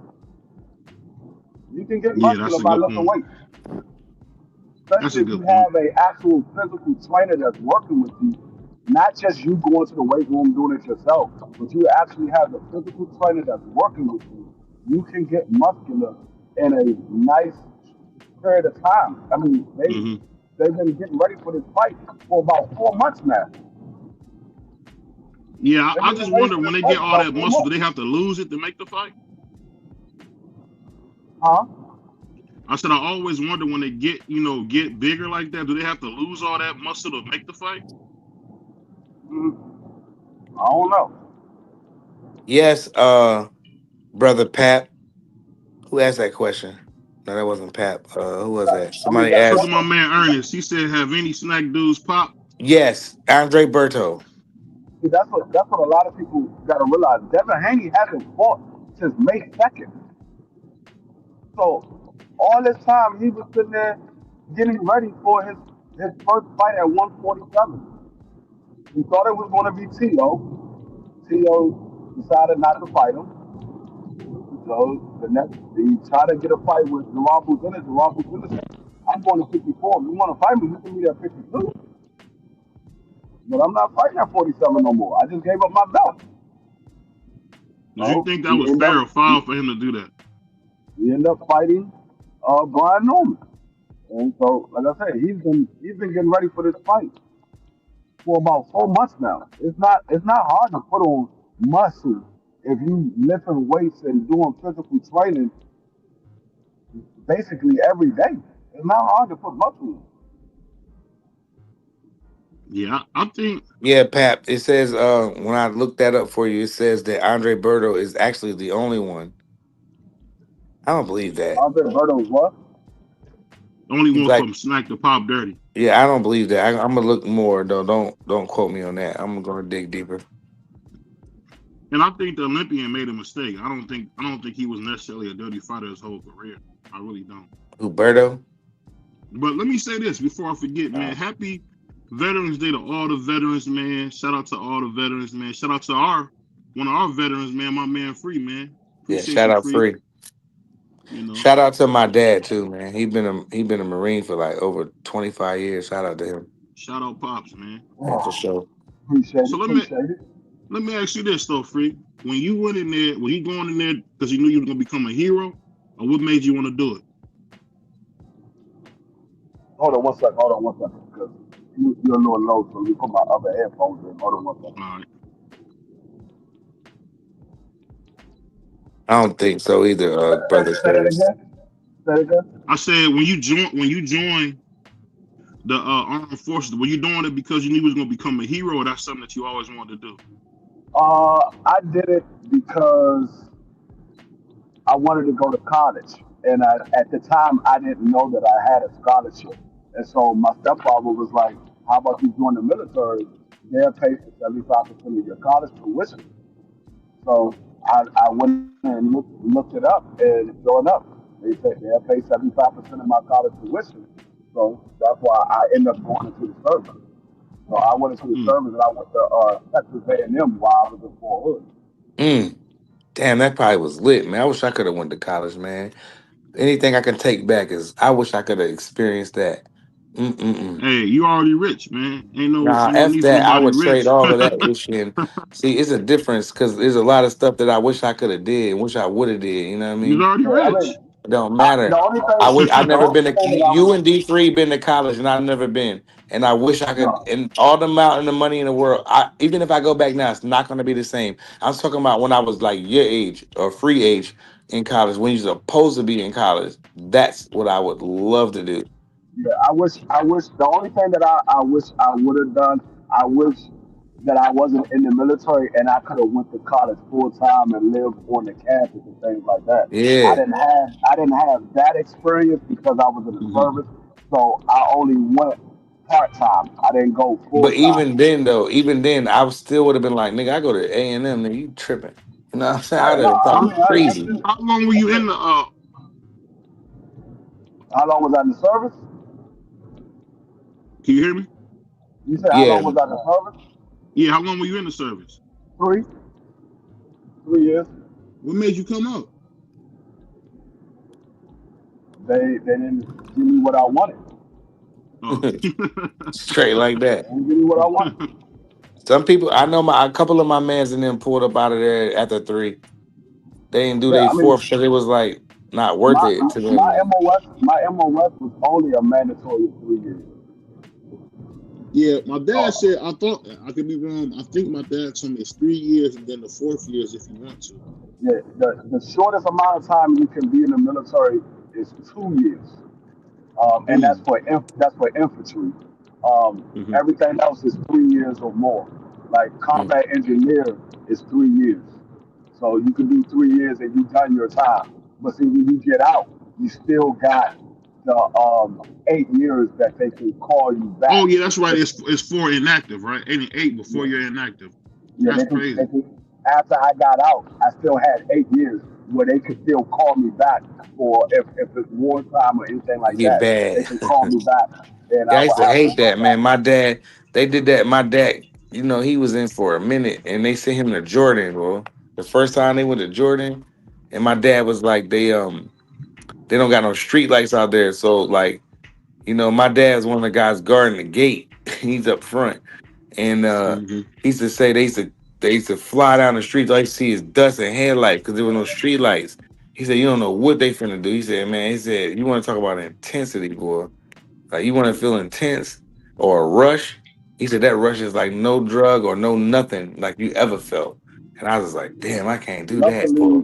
Luckily, nothing happened that they Right. needed to bring me back because after my 8 year was up, I was done, and that's all I kept looking at. I was like, man, I just hope they don't start drafting.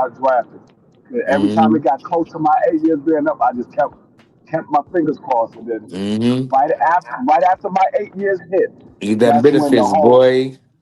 that's Hmm. when the whole joint with The Gulf Afghanistan War? hit. Oh, With the Afghanistan. Afghanistan, Oh, all that okay. stuff hit. And my brother like, hey, they might call you. I said, no, they're gonna call you before they call me. I already did my Mm-hmm. time. They'll call you before They they don't call me. want no old niggas, bro. And you don't even be that old at the time. No, I wasn't that old. That's what I'm I went saying. in at 18. I was 26 by the time my 8 years was up. I was 26. They gonna call them 22 and 23 and 4 and 5. It'll take a minute My, before they my get to. brother, my brother was he's 2 years younger than me, Couple so of my my mans brother and was them had to go 24. to that joint, bro, because they was doing the Yo, mans. Whoa. one of my mans, a couple of my homies was like, You know, because BVO was always thinking weird, but I'll dumb BBO it thinking down. weird. I'll dumb it down. A couple of my no, homies had to a go to lot of that dudes, joint, the Afghan joint. That joint was a real. lot of dudes was doing that because they was giving you a bonus. Yeah, they was They giving was you all that bread up front, man. Then they they was was, like, they they was already giving knew. people It a seemed like bonus they for already doing knew. it. So I knew a lot of dudes that was going in because of the bonus. And they were They like, was man, they giving up giving that out bonus. bread. And you can't, the thing about it, I don't think people realize you can mess around and pass away too, man. What? It ain't no joke. The infantry ain't no joke. What you Man, a talking about? couple of my mans didn't make it back. Yeah, it ain't no joke, man. Like, shout out to my That's cousin that, Adam, that's the man. He thing. did Like, that. I was rough, man. Yeah, shout out yeah, Adam. That joint treacherous. Like my man, he actually ran into my dad out there. It was crazy how my dad was like, he ran into my man Sean out there. And my dad said when they sent him to Jordan from there, My, cause you know my friend Sean, like he come to the house. That's my friend. That's my bro. Like, my dad said when he left, he was crying, crying like a dad leaving a son crying because that was the only face that he knew. And oh, that's that's Yeah. my dad. That's Pride's dad or whatever. Oh my God, he's going crazy. Like I go over his house. You know, we do stuff. You know, that's my man. They make a lot I of cheese though. That's yeah. one thing. Hey Make a man, lot of listen. cheese. One thing I did have was a lot of nice stuff, a lot of nice cribs living off that military money. And my mom can go to that commissary to the BX and D Oh, free. Know y'all what I'm lived talking on about? base? The BX, Yes, it was over. the Oh BX and the wow. commissary was like going to BJ's and Costco before there was a BJ's and Yeah, Costco. man. My mom would get them big she'll get that big box of strawberry Pop Tarts, and me and my sister used to destroy them Johns. But it was They so was many of them, my mom wouldn't even snap when we eat them all up because it was like, damn, they eat all them Pop Tarts. They like them. You know what I mean? But that living like that is but my dad had to pay for it. He got stationed in Japan, Okinawa for a year. And I didn't my get to see father was my in Okinawa. My father was in Okinawa. yeah, I didn't get to see my dad for a year. That was really, really rough on me, my mom, and my sister. You know, Yeah, and then my my father mom, was in she Okinawa. actually, My father was in the Marines. yeah, so was mine. So they probably might that was like 93, something crazy, like early. My father been out. My father had passed in 1990. My father got out of the military in 1980. I want to say 86, 87. My Yeah, father so got out of the my military. dad got stationed in Okinawa, and my mom, it was like she couldn't take it no more. So she ended up booking her a flight going out there, right? And then back then, my mom had these long, like nice little like micro braids or whatever.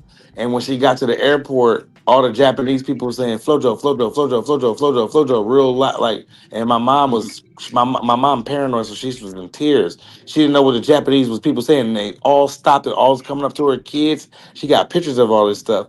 Come over That's how. and then when she found out what they were saying, somebody knew how to speak English. She's like, "You're Flojo," and my mom was like, "Flojo with the runner," and they thought my mom was Flojo. My mom was in tears in the airport when she first got there. She wanted to come right back home. The flight was like 23 hours, you know, and she went to see my dad. She couldn't take it. She had to see her man, her You husband. know, that's how we end up living in Philly because my father ended up getting stationed in Philly. Oh We yeah. stayed right there in North Philly because I remember we used to walk to the baseball stadium. My uncle he was a fan of the Flyers. I mean of the Phillies. Flyers, the Philadelphia Flyers. He was a What, the fan of hockey the team? no, not the Flyers. The Phillies. The Phillies? The Phillies. He was a fan of the Philadelphia Phillies, and he used to go to the baseball games because we lived probably I say maybe 4 or 5 blocks away from the stadium. It was some military joint that we was like 4 or 5 blocks away from the stadium, and we used to walk. And this was back in the '80s. We used to walk to the stadium. Yeah, because My you know man. they got all the, you know they got them old school, you know the Navy Yards around there free. That's probably where you was at, Yeah. because the in South Philly, that's where all the stadiums always been. So if you was any, you know, near any military stuff, you probably was at the Navy Yard, you know, and Okay. Yeah, that's I was a little you kid. I can was walk to probably the stadium from there. yeah, I was probably like maybe 3, 4 years old. Right around the corner. I got to come out. All you got to do is come out the Navy Yard, bust a right, go to that first light, bust another right, and walk all the way down. It's all the stadiums and the train, Yeah, everything right there. yeah, you're exactly right because that's exactly where we live. Like we were like 3 or 4 blocks away. We used to walk right to the stadium. That's what they do. Yeah. That's cool, man. People park over there. That's They go to how the Sixer games and the that's how Eagles and I end stuff. up being. They park over That's how there. I end up living in San Diego. My brother was born in San Diego because my father was stationed there. My father was stationed in New Mexico, and we lived there for a little while. We lived in New Mexico, we lived in San Diego, we lived in Philly, and then we lived in DC. Well, Yeah, that's Pop, where you we already was know. raised. Shout out to all the veterans. And brother Carlos wants to know how he gets in contact with you, BVO. I don't know. I never see him in the chat, but brother Carlos wants to know how to get in contact with you. And shout out to brother Pop. You already know. Well, I'll drop a email address for you, man. I'll drop an Yeah. email address for you. I think Shout that's out my to all man. my people in the chat, man. Smash the like, I follow the think that's my movement. brother Are CDK. I y'all think are that's who y'all that is. excited for the fight this weekend? Oh, Who fight Carlos this Ben. weekend? You got Ben and not. Conor Ben, and Chris Eubanks rematch. Are we doing that fight, BVO? Yeah, I think it's at like 1 o'clock or something. So yeah, most That likely, might be yeah. tough. Well, I'll be home. I'm chilling with my daughter this weekend. We gonna chill regular. Yeah, I don't know. I'll say this though. I hope when they do fight, we can stop hearing about them niggas fighting. Yes. I'm mad as a mother. Devin Haney fight is on pay-per-view. I thought it was on the zone. Yes, it's on pay-per-view. Yeah. Well, how much is it? Probably 50, 60 I bucks. don't know. I'll probably just go ahead and grab it. And it's Dev and Brian. And we rock. Well, I rock with both their dads, so why not let them split $50? I don't have a problem with that. Yeah, you rich. No, I ain't. But let me ask you guys this though. Why do you think we haven't heard Andre Ward say anything about Jake Paul offering to fight him in December? Do you think he'll turn that fight down? Because he know it ain't real, so he ain't talking about it. I don't know, man. You never call Andre Ward out. You All right, never real call quick. Andre Ward out. Hold on, real quick, BBO. Brother Carlos said I've been with BBO when he had like 100 to 200 subscribers, so you might want to check him out. He don't like my guy Tank. No, I No, do he like don't. He Tank. definitely don't. That's a lie, man. Tank is my. I like Abdul Wahid. Don't say No, you that. Shout out don't. to my No, brother you Ben. don't. Yeah, man. He said Andre kind of Ward split decision. You wilding. and Jake Paul. I would watch that fight. Yep, just to see Andre Ward brutalize him, bro. I would too, I free. don't think he got the nuts to do that. Man, they don't got the money to do And that. to be honest with you, if Jake Paul wins that fight, I would give him all the credit in the world for beating Andre Yes. Ward. Yep. So if he Even stopped out of him, you would give him retirement. credit? Huh? So if he's able to stop him, you would give him credit? If he stops him. Yeah, I think he'll stop Andre. No, I'll give him credit however he wins against Andre Ward. Right. Even by disqualification, anything. No, if he wins against Andre Ward, I will give him credit. Salute, my brother. Appreciate you coming through. I'll say this, man. I don't know. I just think Andre Ward got to stop being scary, man. Come on, man. That's probably why he's not gonna take it. Right. He did all that talking, and he's scared to give us a fight. That's crazy. You might as well become a channel member, Brother Carlos. You've been rocking out that long? That's about how long I've been rocking out. 100, maybe, yeah. 100 to 300, yeah. It's funny. I remember back when it was 38 subscribers, man. I know that sounds crazy. I remember that. I remember I used to find your reels and used to be like, he get beat to death. And I would like, even if I was having a bad day, that would cheer me up. I thought the ish was funny. You feel me? And even my little shorty at the time was like, yo, that dude funny as hell. You know what I mean? So I started looking, watching. And every time he dropped the video, every time he dropped the reel, I made sure I liked it and commented on it, even if I was talking ish against him. So he was like, yo, you been ducking me. Pull up. I'm like, what? My baby mom was like, pull up, nigga. Don't be scared. I'm like, I don't be pulling up on live. I just type. He said, pull up. So I'm like, shit, I pulled up. You know what I mean? And then that's my brother. So to my brother Pride, what you guys think Yeah. about Dana White being investigated by the FBI? I'm so glad. I'll let Free have it though. He should be investigated by the FBI because this is something that we've been knowing for a long time, that he's been cheating these fighters not only out of fights but out of money as well. Mm-hmm. But you think it's true what they saying about him possibly arranging fights to people to lose fights on purpose? I mean, if the FBI is looking into it, they got some solid evidence. The FBI is not going to announce anything unless they got solid evidence. That's the one. They're not like the local police department. When the FBI make an announcement, it's because they got something concrete. They got something that they can stand on. They're not going to. This is the feds that you're talking about. This ain't no state police. This ain't no county police. This is the feds. So when they say something, that means they got some substantial evidence. That's why they making the announcement, because they moving forward with their investigation and their indictment, because they got a substantial amount of evidence that they know that they can convict. They might not convict what they're seeking for, but they're going to get a conviction. They got a 95 conviction rate. And the thing I don't understand, this is what I don't understand, if he's under they announced what's my man, I just forgot what's the guy's name, Cash Patel. Cash Patel came out and said that they're going to move forward with the charges. They haven't announced if they're going to ask for a warrant.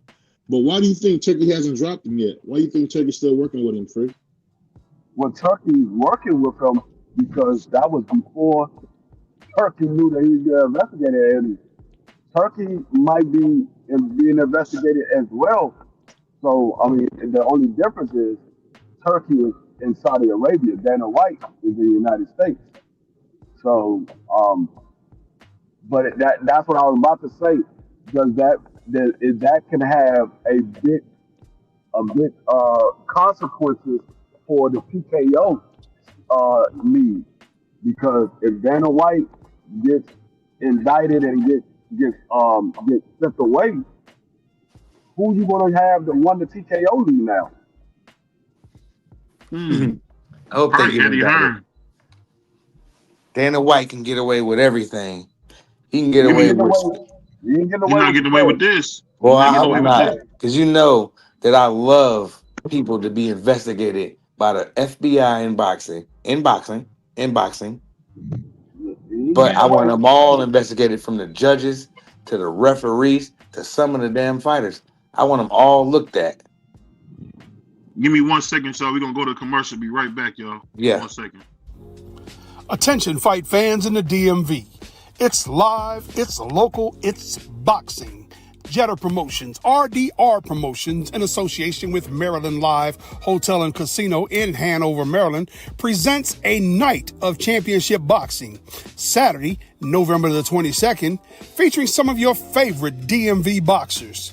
In her professional debut, we've got Bria Miller, Casey Wheels Wheeler, Keith Saunders, Nasheed Sugar Sheed Smith, Tyler John Wayne Langer, Jakeem Too Sharp Hutcherson, Mikai No Limit Phillips, Derek Scooter Davis, Ahmed Momo Jones, Brandon the Hitter Chambers, Ezra No Time Turner, and in our main event, we've got Michael the Professor Fox. Tickets are available through AXS or at the Live Hotel and Casino box office. November the 22nd, doors open at 5 p.m. We here at BVO Sports TV would like to thank the sponsor of today's podcast, Prize Picks. Pick, predict, play. It's that simple. A huge thank you to Prize Picks for supporting BVO Sports TV and the Doghouse community. Thanks again to Prize Picks. Shout out, man. Make sure if you're in the DMV area, y'all get by that fight. Scooter Davis is going to be on the card. The kid he's fighting is going to be pretty decent, nothing crazy, but y'all get to see Scooter Davis for about $25 to $30, man. I think that's a hell of a price. Man, that's lovely. And I wish that wasn't before. That's right by DC. Am I right, Free? Free fell on the steps. Oh, okay. But I wish that fight was just like, I feel like I would be doing too much if I went there and then try to go, because next week is the Thanksgiving. That would be tough for me. I wish it was all like on the way. But I want to see that card, man. I was like, when they was reading that card, when Dre, and shout out to Big Dre, when he was reading that card, bro, I was super convinced the first time I heard it. I was like, damn. Yeah, I might fly through it because Free, you was local, man. I would be in that joint. 5 minutes from my house.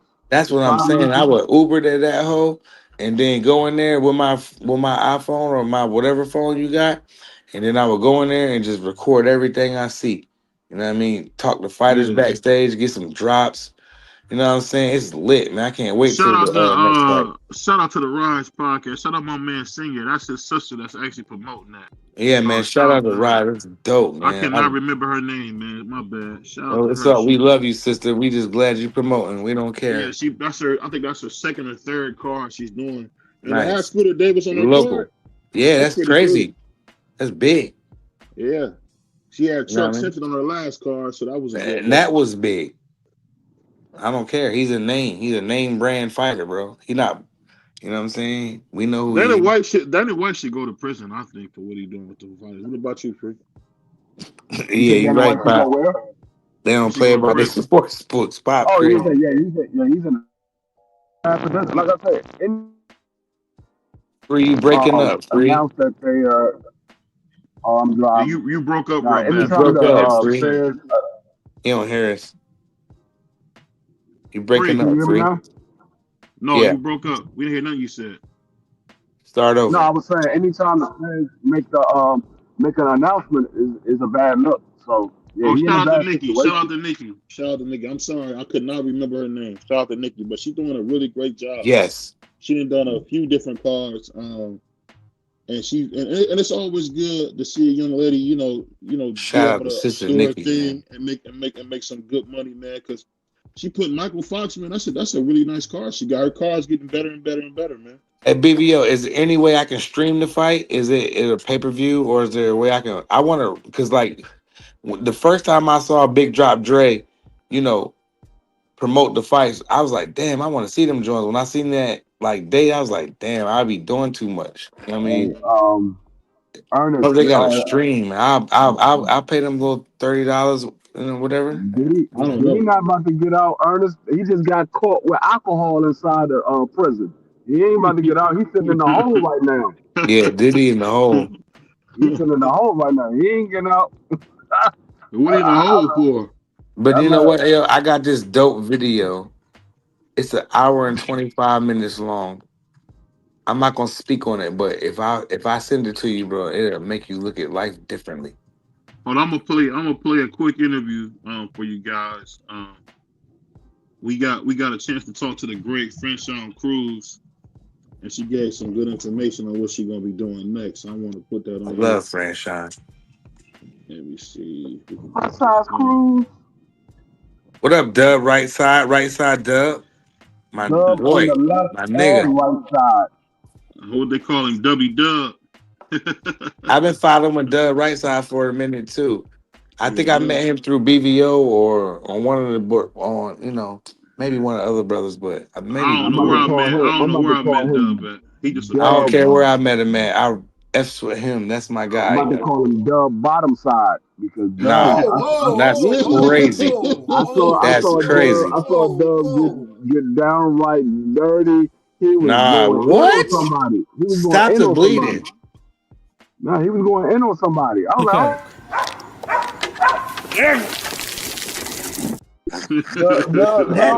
that drive is crazy, BVO. Dub pulled up on ATL Anonymous and was like, "Hey man, where my $200 at?" I was like, "Oh man, you pulled up, Dub?"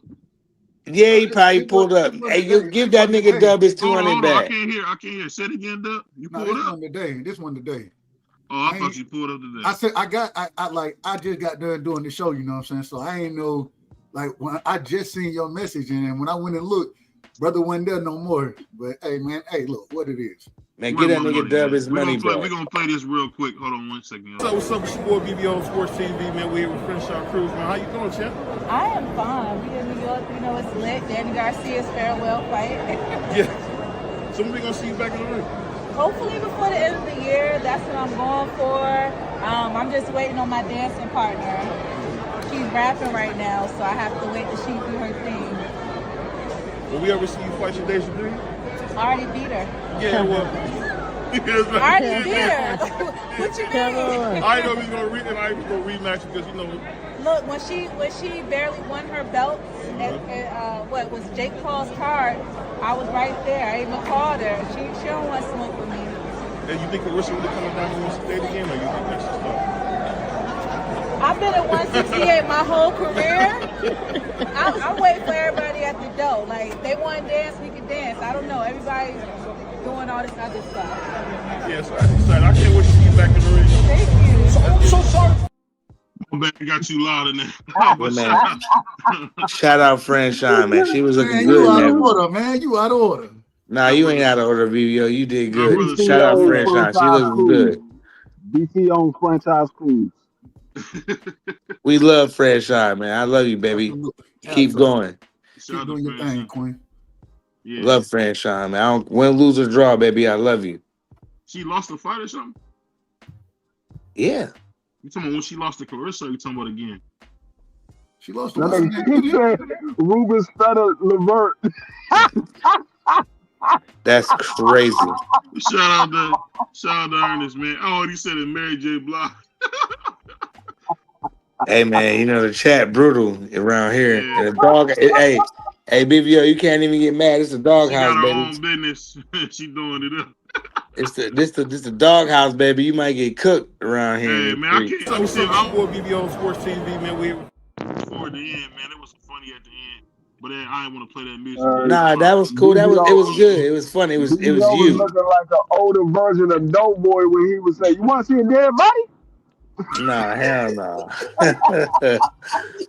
BVO, my brother, I thought you did a good job. I thought you cooked. Oh man, I ain't gonna lie, I was nervous doing that. That was my first Man, cause that you was with the champ. Yeah, I bet I would have been too. I'd have been too. Hey, look, you know the great thing is we can't even tell that you be nervous if you wouldn't have told us that. Cause Yep. you do it. You seem natural to me. I was nervous, man. So basically, For real, I'll try to do something to her. I'll try to do something to her. For real. You was Jerron Booth Ennis up there? That's what you said? Free got jokes tonight. Hey man, you know this is a sick Negro. Man, shout out to the champ, man. Franchon, man. I rocks with her heavy, man. I didn't realize she had beef. I don't know why. I had thought about it. As soon as I asked her, I said, "You gonna fight Shadeja Green again?" She said, "I already beat her." I forgot she had beat her. But you meant to say again though. You didn't. You forgot. You was like you was nervous because you get. But shout out to her and her husband, man. It was real nice. Her husband was about 3. He was about 5'3". Man, don't talk about her husband. Shout out to him. No, I wasn't saying the bad thing. Who care about how high? Why you care about his height? When I pulled up on it, nigga look like me, like he about to hurt something when I pulled up. You're right, because he a little nigga and he was gonna beat you. He gonna beat you the F up. What do you say, BVO? Franchon addition to be the stunt doubles on Power. Pat Pop. Hey, I call them both. I You a wild dude. I do look like Doughboy in that with that outfit on. That's what you said. Y'all want to see it there, buddy? Nah, you look like BVO boxing, man. F all Shout that. out to my man. That was fun. Yeah. But Shout out, Pop.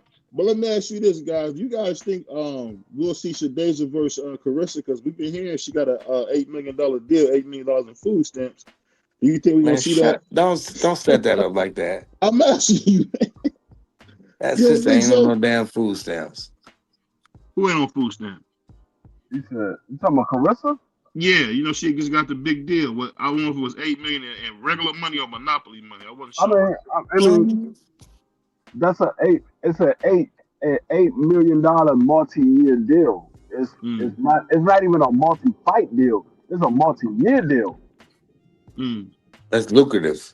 What other fights? So, like, I agree. I think we will. She got to come back down. She got to come back down. She gonna have to come back down. I think we will see her with Shadeja. You know what I'm saying? But that's the only other fight that I can think of that makes sense for her. I don't think she can beat Clarissa, Dub. Shadeja? Yeah. I mean, it might be the Savannah Marshall rematch. Okay. You can see the Shadeja Green, Savannah Marshall rematch. It might be the Hannah Gable rematch because Hannah Gable just called her out. Will she fight at free? 168. That's too much. That chick is she's the heavyweight champ, bro. That's 68. She gotta come down. She gotta come down. Oh, so she gotta be the strange fruit from the poplar tree. But that's crazy. You also got to understand that the women heavyweight division is like It ain't. There's nobody there. She gotta come back it don't down. matter. Like Clarissa It got to does lose matter. her takes. She got to do certain things. Paz, listen. You talking about what you want. We talking about what the money is telling her she got to do. She's gonna have to come back down to fulfill that $8 million deal because there's nobody at heavyweight. There's only 26 fighters there. She already fought 2 of them. There's nobody there. Damn 24 to go. No, there's nobody there. There's nobody there that they're going to pay the $8 million for. So they want her to drop from heavy. They should have told Clarissa this. I got $40. I'm good. All right. Yo, get out of here. Get out of here. They should have told. Get out of here. You don't think so, right? Sorry, they should have said, I got $40 for you. Man, hell no. I'm good. I'm not speaking on that. Y'all boys wild. But let me go ahead. I was just gonna say, man, if you look at like the current rankings, you know what I'm saying, and you know, BoxRec, they ain't always perfect with their rankings. I say that respectfully. It ain't. I mean, but after Clarissa, with her being at heavyweight, you know what I'm saying, it ain't the next person that you can find that may even possibly be near her weight class is welterweight. Like, it ain't. Man, come on. I'm going by Ain't nobody there. Man, that girl ain't coming to no welterweight. No, I'm not saying she's coming to welterweight. I know. I'm not saying that. I'm just saying. I think what Free was saying, yeah, those are kind of the names for her to possibly be able to fulfill that deal with. You're gonna be, and all those women are at. They want her to get beat. Franchise Cruz, Hannah Gabriel, Savannah Marshall, Tadesa Green, they all at 68. Ain't none of them at heavyweight. They all at 68. So, what's heavyweight in women's boxing? Is it different, Free? I think it's 175 and up.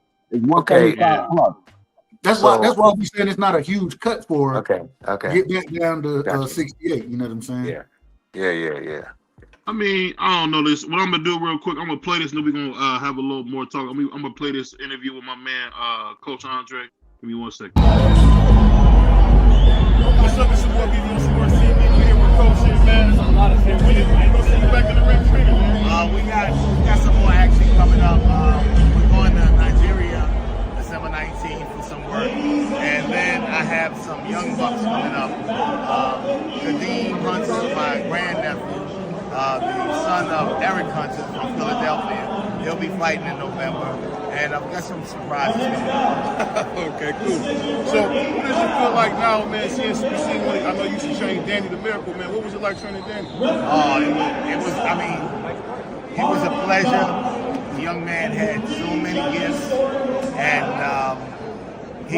we rose to the occasion together. Yeah, we rose together, and he was one of the focal points of my legacy, and I love him like a son. So I'm just happy he found his way. He's retired now, so everything is good.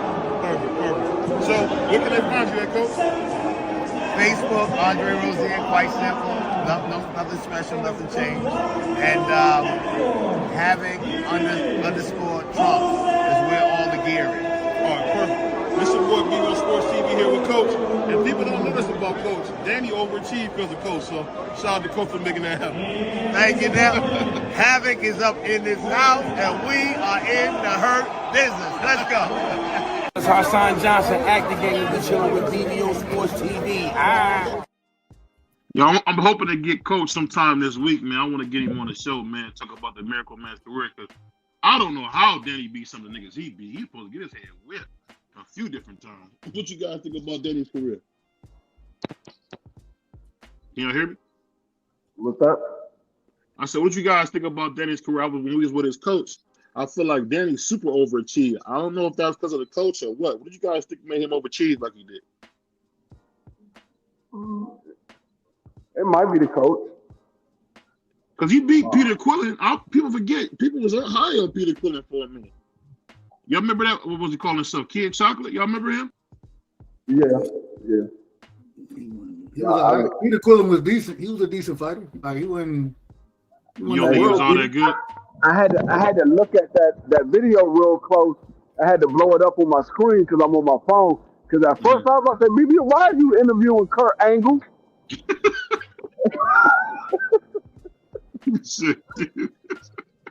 He kind of looked like Kurt Angle from a distance. So that was Kurt Angle for a minute. Hey, Coach Andre keeps talking about the hurt business. You can't get nobody say it like him. Man. He actually talk about he like to see people get hurt. He said, but what do you think though? You think Danny was just okay free? I mean, Dub, you think he was a Hall of Famer? Yeah. He said, "Who is the dude who does the crybaby ad lib after shouting you out?" Oh, that's Hassan Johnson. That's Weebay. I don't know if y'all remember Weebay from The Wire. That's Weebay. You might be too young, Ernest, for my man Weebay. Yeah. That was one of my favorite shows back in the day. Yeah, that's Weebay. That's the dude. I mean, he played in a lot of different movies. But yeah, that's Weebay. Yeah, wasn't he in Belly too, right? Yeah, he was in Belly. He was the dude that they met up with in Nebraska. Yeah, remember he jumped out the window and then he drove the car and yeah, they met him in Nebraska. Is you the illest dude in Nebraska? That was hilarious. He's from New York. He's from New York. Oh, I thought he was from Philadelphia. I didn't know that. Yeah, he's from New York because he was in the Freeway video with Jay-Z and Benny Siegel. That Freeway video. Oh, you was, and What We Do Is Wrong, that one? Yeah, it was him, and they had the little Bumpy in there from The Wire as well. He said he was in Too Deep. Yeah, we can hear you now. All right, bet. Yeah, did you ever watch The Wire, Dub, with Weebay? Yeah, I watched The Wire. Yeah, that was a cool little show, man. I used to like that show. But let me ask you this though. You had just coming in late. Do you blame Oscar for holding the fight back, or do you blame Vergil? I blame Vergil's team. It seemed like, you know what I'm saying, and it seemed like Vergil wanted to fight with Boots. Yeah. But from everything I done looked up and heard about Robert Garcia, Vergil's father, Oscar De La Hoya, Vergil's manager, they done all kind of been a part of the whole, we need 10 million for this now. We need 10. I'm like, oh, wait a minute, bro. Where this number came from? When you say I need 7, it got to be 7 zeros after the number that you give us. I said, my goodness. Yeah, that's crazy work when the man ain't made no more than the biggest money he ever made was $2 million, and that was against Magnum. He made $2 million, and that's like wow. So they gave Devin Kim, they gave George money. My God. Is that fight worth $10 million? Magnum made 2.5. Vergil made 2. Kambosos also, you got to remember, Kambosos was a unified champion at the time. Vergil ain't never been a champion. So that man never even got close to 10 million. And you talking about you want 10 million to fight Jerome Boots? Now it would make sense if one of y'all had a belt, but neither one of y'all got a belt. You asking for 10 million. Yeah, I don't know about none of this. Oh, this stuff is strange to me. I just feel like this. I just don't understand, like, Vergil just beat one of the biggest, blackest niggas out there. If he don't fight Boots, it ain't his fault. It's the team's fault. You can't blame Vergil for his team. Yes, you can. How? He just took money from Oscar free. Because you blame Boots for his team. Yeah, but Boots didn't really take no money. You see, Boots was giving up money for fights. No, but when Boots' team said what they said, you said, oh, Boots ducking. Bro, you got to keep the same energy, bro. You got to keep the same energy. Hold on. If you blame Boots for what his team said. Standing on it. No, but if you blame Boots for what his team said, you got to blame Vergil for what his team said. No, you already know, BVO, when you're talking to me, you're talking about consistency. So if you blame Boots for what his team say, I'm just saying, when you're talking to me, Oscar's fault. It's Oscar's fault. You got to be consistent. It sounds like we talking about tendenism right now. That's what it's tendenism. Okay? That's what it sounds like. We talking about tendenism. That's all I'm saying. If you blame one person because his team, then you got to blame the other person because his team as well. That's all I'm saying. Now, if you say you ain't blaming Boots for what his team say, then you can't blame Vergil for what his team say. But that's why I keep telling y'all gotta watch what y'all. No, but see, that's why I tell y'all gotta watch what y'all say because the shoe gonna come back around and be on the other person's foot at some point in time in their career. It's gonna come back around. What would you say to that, right side? He's absolutely correct. You gotta keep the same energy. So, and remind you, when we talk about teams, if I'm the head guy, right? If I'm the one I'm the fighter, I put these individuals around me, right? I pick my team. And so if my team out here saying some nonsense, and you saying that Vergil, he can't be blamed for, well, he picked the team. I'm just saying, free. I mean, Dub, he took a stupid payday from Oscar, so he really can't say much to Oscar right now. Well, okay. I mean, once again, whose idea? And hey, maybe he was coerced. Did Oscar throw him in the trunk and say, you know what, you finna take money? He gonna take this stupid payday. Did they pull a what the man in the barbershop said, you forgot this. You forgot something. Hold on. Did they pull a Jay Prince? Did they pull a Jay Prince and some type of way Bob had to come pay the man so ain't nobody get stuffed in the trunk? Is that what's going on? I always get a kick out of Bob saying, the floor when God's legs broke. Bob was crazy, man. I want to hear a funny story. One time, they tried to put it in the movie, but it didn't work out well because they were embellished. But one time, Larry Holmes was mouthing off to Don King, and Don King said, you better watch your mouth. I'll break your leg in so many places you'll have to look to the ring. Hey, kneecap the hell out you, man. What you mean? You're trying to get kneecap? But Don was just playing the fact that they try to make that like that was a real thing. Like, I can't see Don going to break nobody's leg. He did. Don won't play. Don, look, hold on. We think that Chancey Billups dealing with the mob. Don been dealing with these jokers. No, don't say that. Don't say that, Don. Come on, that's a family man. That's crazy. He he talking about breaking kneecaps and knees and elbows and legs, but he a family man. All right. Yeah, all crazy. Dub, you sick, man. Let me ask you this though, Dub. Why didn't Boots Ennis come in there with a suit? He looked horrible when he hopped in that ring. What did he come in the ring? My man was worried about his clothes, which is crazy. Go ahead, Daryl. Carry on. What are we doing? Man, hold on. You know what's so crazy? 90% of the time when fighters are at fights, none of them have a suit on. Shout out to Emiliano for getting a knockout and going to put a suit on after his fight. Shout out to him. But you tell me the last time y'all seen a man in a suit at the fight?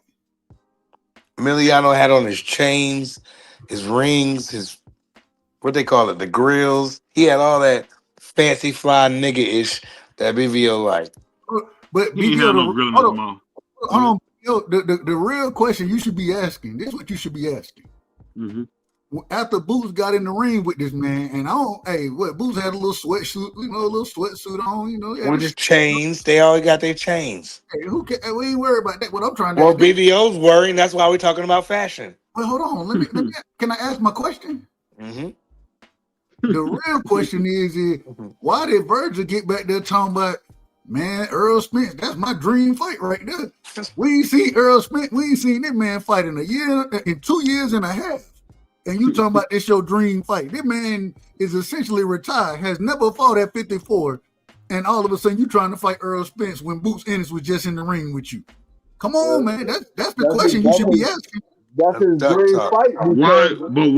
Why Boots came in there big as hell? Oh my God, he looked crazy, man. He looked like he should be he should be a cruiserweight. Who you want Vergil to fight next, BVO? He want him to fight Earl. No, he doesn't. No, he doesn't. Virgil said that's his dream fight because he know he's gonna be asleep after he get in the fight with Boosie. He gonna be dreaming about Earl. He gonna be like, man, I know I should be fighting Earl next. Y'all know I should be fighting Earl So next. you think him fighting Earl, which at Cowboy Stadium, Arlington, Texas, is bad? I'm gonna put it like this: as a fan of the sport, I do not want to see Virgil and Earl Spence next. Facts. You was a big Earl Spence fan. You turned your back on him? No, I didn't turn my back on Earl. I said I don't want to see Virgil and Earl next. I didn't say I didn't want to see Earl get in the ring. I said I didn't want to see Virgil and Earl next. Yeah. Earl can pick who he wants to get in the ring with. If he chooses to pick Virgil, then that's what Earl chooses to pick. But I'm still going to criticize Virgil. And guess what's a bigger fight, BVO? Guess what's bigger than Virgil versus Earl Spence in Cowboy Stadium, since that's what we want to talk about? Guess what's bigger? Earl Spence versus Jamel Charlo in Cowboy Stadium is a much bigger fight. I told him that earlier. I said that earlier. I said that's the biggest fight if you really want to think about it in Cowboy Stadium is Jamel and Earl. Because that would be one of the biggest fights in boxing today. Jamel from Houston is not known like that over Jamel and Earl Spence. In Texas, Jamel and Earl Spence name is much bigger than Virgil. Virgil name is getting up there, but their names is already established. I actually heard a couple of young ladies say that he's the next guy from Texas. A couple of young ladies had already said that. Well, hold on. Well, what the thing is at least both of these guys, both of them been on layoffs. I think Mel, he done been out the ring for 2 years now. And EJ done been out the ring for 2.5 years. So at least it'll be two guys that we don't know what we're gonna get in the fight. I say that respectfully, but that's the biggest fight that they can make in Cowboy Stadium at this current moment in time. Why don't you call Eric? Why don't you call EJ sometimes sometimes Spence? But you talk about Keith Thurman. The reason I don't call EJ because EJ his nickname ain't no damn one time. That ain't his nickname. So the reason I say sometimes is because the man's nickname is one time. And right now, it ain't one time, it's sometimes around here, respectfully. So if you want me to call EJ instead of calling him the big fish, if you want me to call him the small fish, I can say that. But I can't call that man sometimes anything. The man don't be at work. I'll tell you that right now. Errol don't be at work. He be fired. No, I mean, man don't be at right work. now, like I said, right now, EJ's been out of the ring since July of 2023.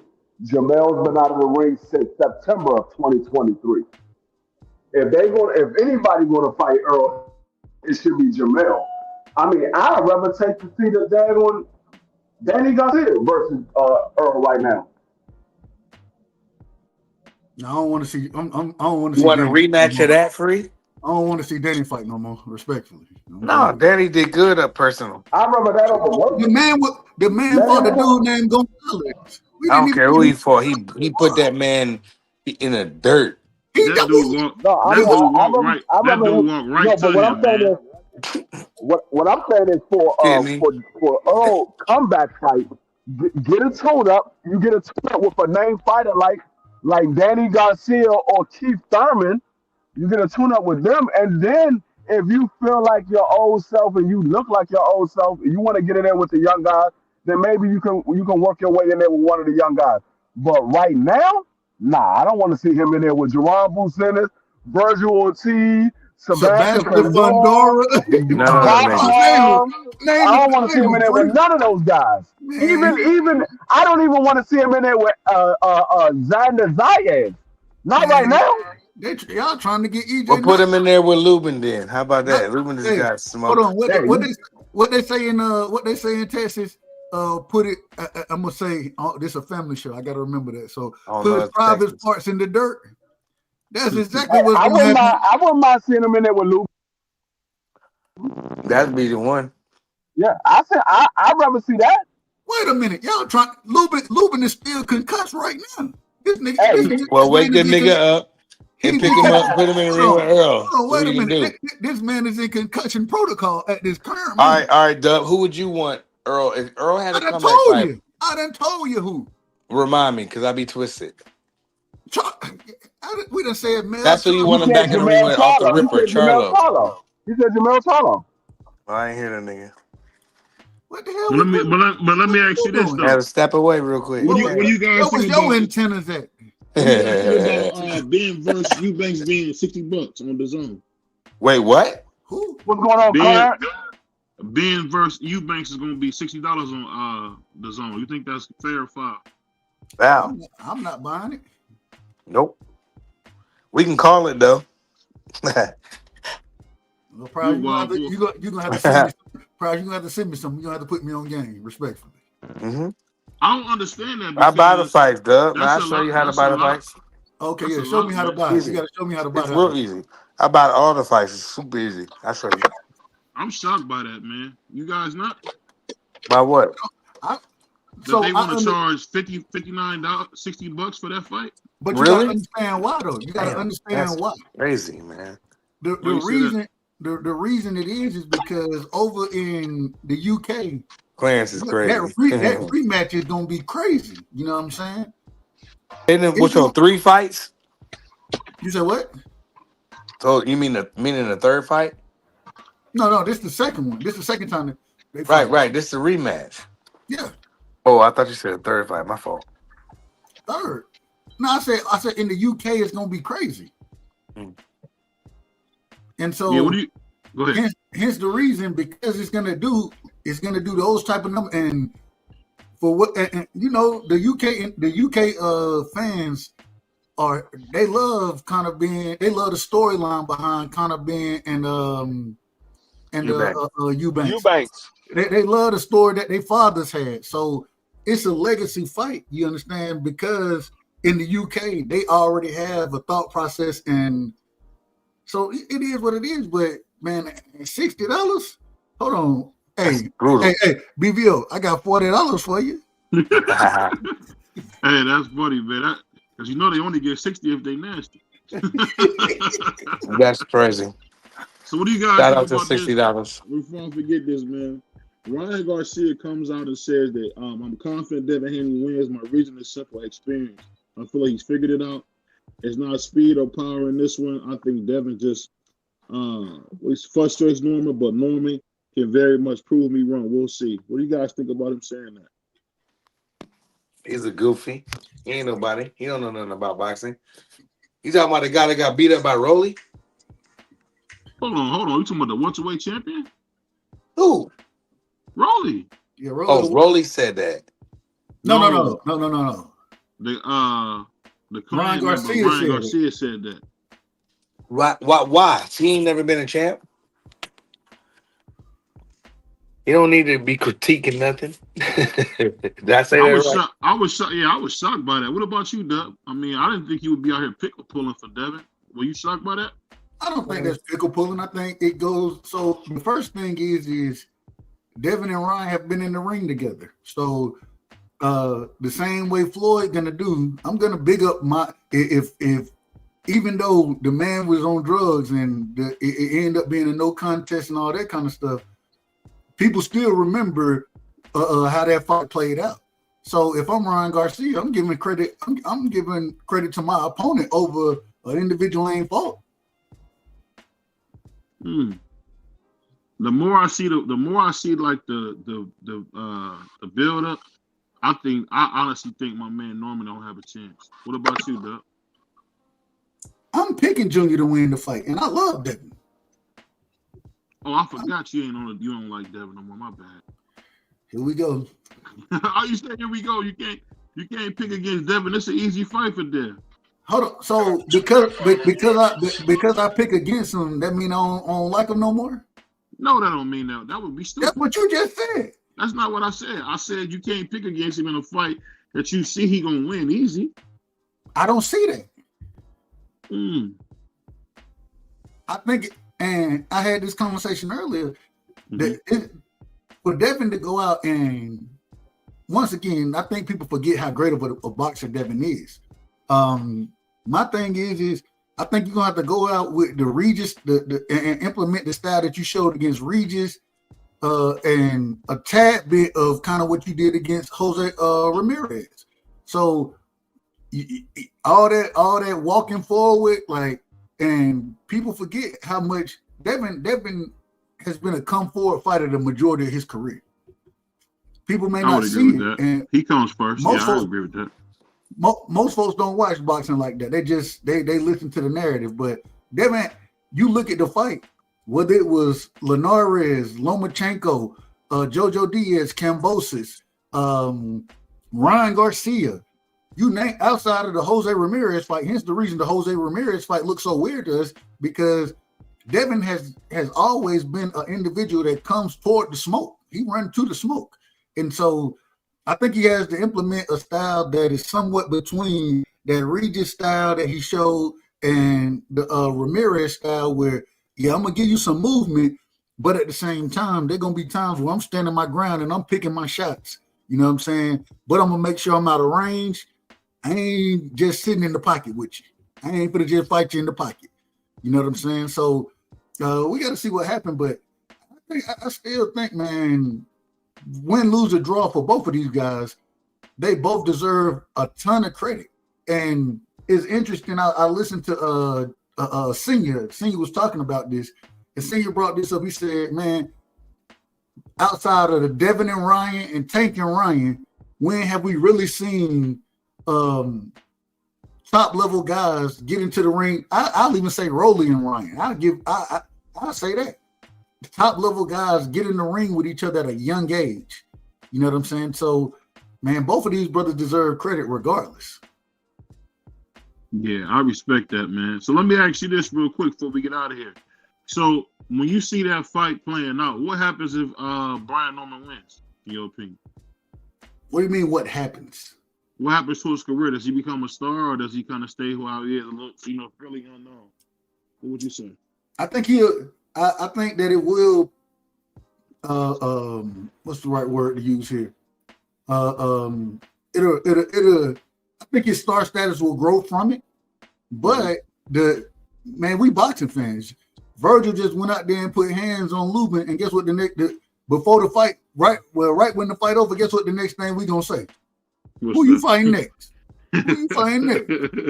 You know what I'm saying? So I mean, that's the nature of the sport. So I think that whoever wins that fight and whoever loses the fight, the next question gonna be, who you fighting next? That's just the nature of boxing. Yeah, do you feel like Vergil got his credit for beating a guy like Lubin, a tough guy like Lubin, or not? Not really. Absolutely. How did you rate that performance? A plus. Ain't no way you could. Lubin. I thought that he his thought process of keeping his back on the ropes, those type of things, thought that was wrong. The wrong way to fight that fight. I think because he had success against Jose Ramirez doing something. Oh, excuse me, Jesus Ramos. I don't know why I said Jose Ramirez. Jesus Ramos. I think that he kind of got, or he felt like that style could help him, especially early in the fight. But for Vergil, listen, the man was concussed out there hugging on the referee. My goodness. You see the replay? It looked, Doug. It looked worse. I gotta give you your credit. You called it, bro. Was that you and Free that said he dropped his hands? Yes. He did. He was asleep. Look, Free, you was right. He was asleep, dog. I didn't see that. I don't know how y'all niggas seen that in real time, but that nigga was asleep. We both said this. I told you that man, when he got hit, the man arms dropped and his head dropped. That man was asleep. On the rope. I was like, he was asleep. Everybody, your boy insane. Talking about, oh no, he was trying to hit him with a body shot in his sleep. He was trying to hit him with a body shot in his sleep. Bro, the man was asleep. I gotta give Free credit. Look, the thing. I don't know how Free. How did you see that, dog? When I actually had to watch that 3 times to see the nigga was asleep. I told like y'all, that. I watch things that y'all don't look at. I look at the body language. I don't look at the punches and all that. I look at the body language when they get hit with a shot. And when I saw that man drop his arms and his head went down, I said, dog, this man is asleep on the ropes. He sleep. He's talking about, oh, that was an early stoppage. No, that was not an early that stoppage. looks scary, Doug. I mean, free and Doug, that looks scary after No, you know what's so funny? Because they said that was an early stoppage when that man was asleep on the ropes. But they said Tyson Fury didn't get the fight weighed off when he was asleep on his back. Both of them was asleep. One was on his back and one was standing up. Hey, but free. I've never seen that before. I've never seen that. My bad. But we done seen it. But the thing is, with on their feet like that. Hold on. The thing is, it's so much more dangerous when a fighter is out on their feet because you still got an opportunity to throw punches. When somebody get knocked out cold and they lay it out, well, you can't hit nobody on the canvas. When the rope's holding you up and your hands by your side, your eyes done, I say this respectfully, done roll to the back of your head, and you concussed, and you out on your feet, you can still get hit with more shots. Here's the reason. When it happened, Free said it first. He was like, "That was a great stoppage." And I was like, oh. I was thinking, I'm like, I don't know if it was great. Then I'm looking, I'm like, nah, that was great. He said that, he possibly saved that young man's life. Imagine, we done seen fighters die in this ring, right? Yeah. I don't know if y'all remember, there was a time one of the African fighters, respectfully, this man, he got hit with some, that nigga when he started fighting the corner, like he was fighting the turnbuckle over there. And then he ended up passing away. No, this is a true story. He ended up passing away. And so and when we talked to both coaches, when we talked to Coach B, you know what I'm saying? When we talked to what's my brother's name, man? Coach Rock. Yeah. Coach Rock. What they both said, I would much rather be seconds early than seconds late. And as a referee, I would look at it the same way. You know what I'm saying? I would much rather be, maybe I stopped this prematurely, but what I'm looking at right now, brother, you don't know where you at. And then when I done stopped the fight, you hugging me. Look, Robert Garcia, they showed a video of him running in. That brother came in with the stool before Lubin team could get the stool in there. Sit down, brother, sit down. And so I'm just saying, boxing is the hurt game. I never seen that before. I mean, I got to give you your credit, Free. That was the call of the year. You had the call of the year, dog. I didn't see the nigga's hands drop. Nigga Free go. I didn't see that. When I watched it back there, I said, this Puerto Rican had it spot on the money. I watched the body language when I see these people get hit. That's how I know when somebody's hurt. Like when I say somebody's hurt, I know when they hurt. I've been around a lot of fights, a lot in my life. I've been around the boxing ring a lot in my life. So I know how a person react when they get hurt.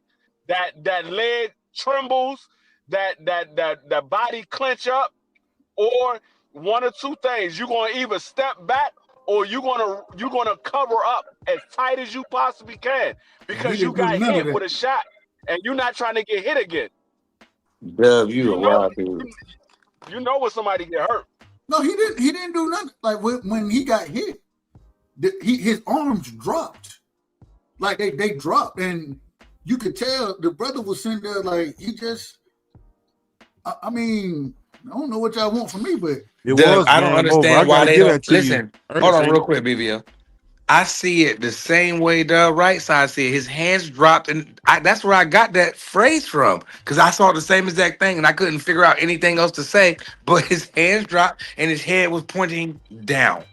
That's an outfighter to me, bro. I've been watching boxing too long. It wasn't. I don't want to talk about the stoppage. The stoppage was he saved that man's life. Lubin was laying on the ropes anyway, and he was just letting Vergil, in BVO's words, beat him to death. So like, stop.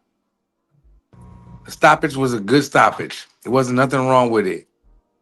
Even if you don't want to call it a good stoppage. I mean, I'm just trying to figure out, and I don't know, and that's why it's like so amazing to me. I didn't see him get punched, Free. That's the thing. When he laid on the ropes, the first punch hit the guard. That second punch came around that guard. When he came around that guard and caught him on the temple, that's when he went to sleep. He got caught right on the temple. He went right to sleep. But the crazy thing is, in that first round, at the end of the first round, shout out brother Adam. At the end of the first round, he hit the brother. Lubin got hit with an uppercut, and he started blessing the food. No, I'm just y'all out of order. Y'all out of order.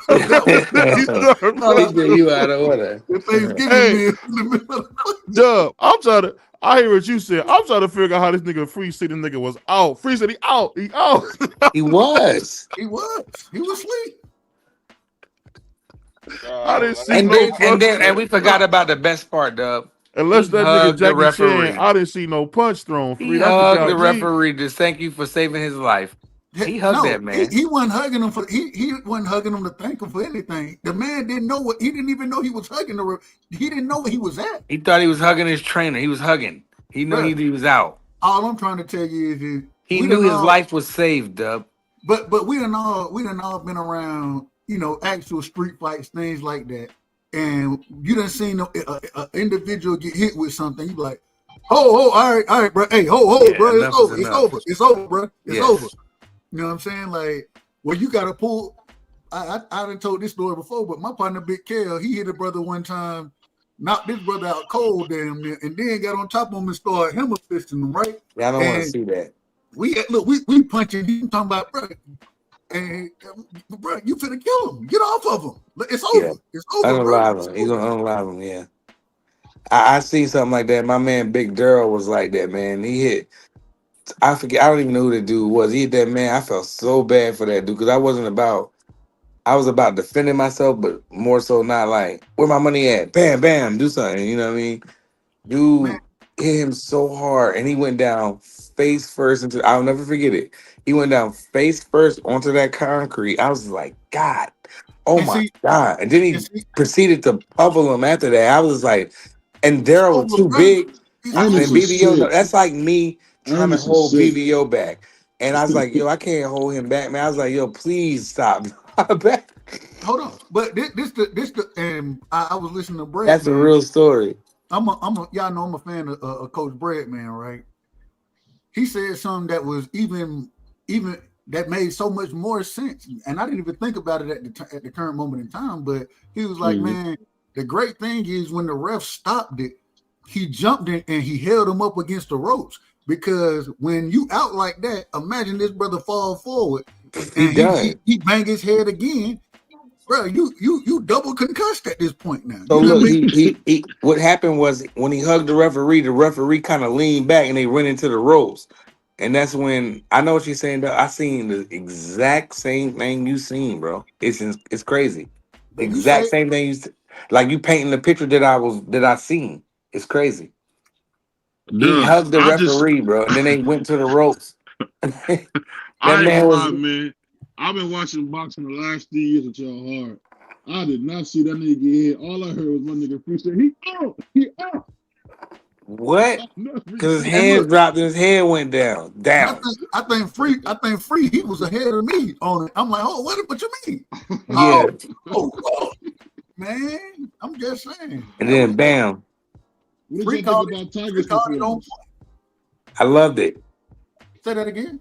Tiger. What did you think about Tiger's performance? I loved it. What did you think about it, Doug? I didn't hear your opinion on Tiger's performance. No, you did. We talked about it, but because Doug right side was calling it. Yeah, and I know. I wasn't trying to spoil it, but I was like, oh my God. I was like, no, this is over, dog. It is over. I didn't get a chance to talk to him. Dub hit me with the hold up. He was like, come on, man, hold up. I thought Tiger had an A+ performance. I couldn't hold it in. I was like, this man got caught with a clean shot. Man, he got brutally. Man, listen, Tiger was on point, bro. And BVO was going crazy. It was a lot of people that was picking against brother Tiger. And I was like, man, y'all must have lost your mind, man. And Tiger went out there and put on a great performance. People say, well, he get hit too much. Well, he didn't get hit too much. I did hear Lubin woke up and say, why did y'all stop it? But if you he beat that man up. Period. Hey, but you know what's funny, man? And this is a little bit aside from this. just let you know, man. Like everybody has a day. There was a day I stopped playing football. It was a day that Michael Jordan stopped playing basketball. And I think that day, I hope we never see Lupin again. Hey, BVO, let me ask you a I question. don't know. He's still kind of young. So I want to ask you a question because I say, like, playing basketball, it's been a time I done been undercut. You know what I'm saying? You hit your head. Like, you really don't remember. Like, I probably lost 15, 20 minutes of everything that kind of happened within that time frame, right? Have you ever had that experience on the football field where, you know what I'm saying, you blocking or doing whatever you doing and you get into that collision and then your body is still in response mode? Like you can kind of, your body can kind of do what it's going to do, but you really don't remember what the hell was going on. I think the worst I ever experienced was seeing stars, but that's about it. Yeah, me too, BVO. I never was out, but that worst I ever seen, like it was weird. It was like everything was in 3D. I must have been concussed because I just You know what happened to me, BVO, when I tore my ACL, my MCL, and fractured my patella? I seen stars. It was like my life almost flashed before. It was real awkward, and that's pretty. I was really, man. And I didn't even get hit. I'm just telling you, I did all that by elevating, by jumping up. Dub, you play basketball, so imagine I'm going up for a bound. I'm going up hard. You know, I wasn't the biggest either anyway. And I went up and I heard a snap. And when I came down, I took a step and I went down to the ground. So I ended up getting up. Like a couple guys helped me off the court. So I sat down. They was hooping. And I really wanted to play. So I went back in the game. I walked. I felt like I was okay. The ref blowed the whistle, and when the ball hit the ground and I took a step back, I went straight back to the ground. Correct. And that's when I knew that was the first time I've ever been hurt in my life. And I haven't played basketball since, bro. It's a shame. Bro, you know, real quick, it's crazy because I done tore my knee up, but I didn't I'm talking about when I got clipped, you know what I'm saying? I'm going up for the dunk and I get undercut. That's nasty. And so, you know, you land on your neck head area when that's a fight. A lot of times. Well, hell, I can't fight because I would fight. I get my ass whooped, it wouldn't even matter. Well, the problem is it happened in like the third quarter or something. But I didn't realize anything had happened until after 20 minutes later, I'm just kind of figuring out where I'm at. Like, I don't know. I'm looking around. I'm in the training room. We was at home at the time. But you hit your head? Yeah. And so I'm in the training room. I broke my leg, and it felt like what you're describing. Like, I felt like somebody hit me. I felt like I was knocked out. I felt like, you know what I'm saying? I felt like I got hit. But all I did was nobody touched me. It was one of them freak accidents where I just jumped up and popped. You know what I mean? All that happened. And, you know, my ACL, my patella, my MCL, my meniscus, I tore all that ish. But like when I landed back on the ground, I feel like somebody punched me in my mouth. You know what I mean? I felt drunk. I felt sick to the stomach.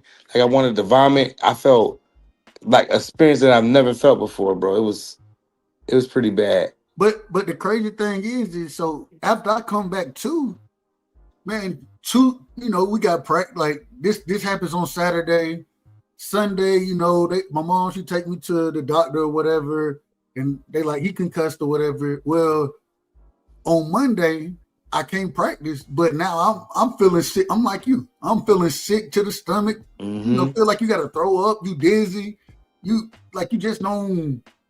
You kind of don't have a bearing of for yourself. Yeah. But what happened? Like that happened like the next day or two, right? Yeah. That happened. Yeah, right. For me, I thought I was all right. I went to the hospital. The doctor was like, "Yeah, you broke your knee." I'm like, "Broke my knee? How's that even?" I've never heard of that one. I watch sports heavy. He said, "Well, you fractured your patella, you tore your MCL, you tore your meniscus." He's like, "You pick them, you tore them." He said, "You did get lucky with the ACL and the MCL, whatever." Mm-hmm. And I was like, okay. He said, "But you're gonna be in the cast, and you're gonna be in the cast for a long time, and you might need surgery." He said, "Are you playing sports again?" I was like, "Hell no," because I was out of work for like 8 months. 9 to 12 months. I couldn't. You was working. You was working. No. Yeah, I was hooping like with the brothers. Just You gotta remember, Prize is rich, man. He You was was rich. old. No, I wasn't old. I was like 24, Yeah, you was old. 25. I was young, still hooping. With the brothers. You know what I mean? Not like NBA I like, ain't but gonna when I lie, man. I ain't gonna did lie. that, I can't man. work. I can't hoop with no niggas who don't work, man. You'll get hurt. Man, you a I wild was, dude. I was playing some ball with some Bro, niggas. Man, them niggas I undercut came to me. work the next day. We was building the Comcast building in Philly. I Yeah. came, and everybody know that's the biggest building we got. I came to work the next day. Everybody was all sad. Everybody stopped working. It was like, what happened? I was like, man, I was playing basketball. It's like, basketball? He said, you a construction. And ever since then, when all the guys grinded me up and said, basketball is over. You're an operating engineer. What are you? Man, I never, and when What I am I say gonna never, say? That was stupid. yes, yes. And when I You say get way too never, much money to do that, bro. when I said I never played a pickup game or anything, I might have shot the ball at the rim from time to time, but I've never ran up and down the court since. Cause I was that terrified, like, damn.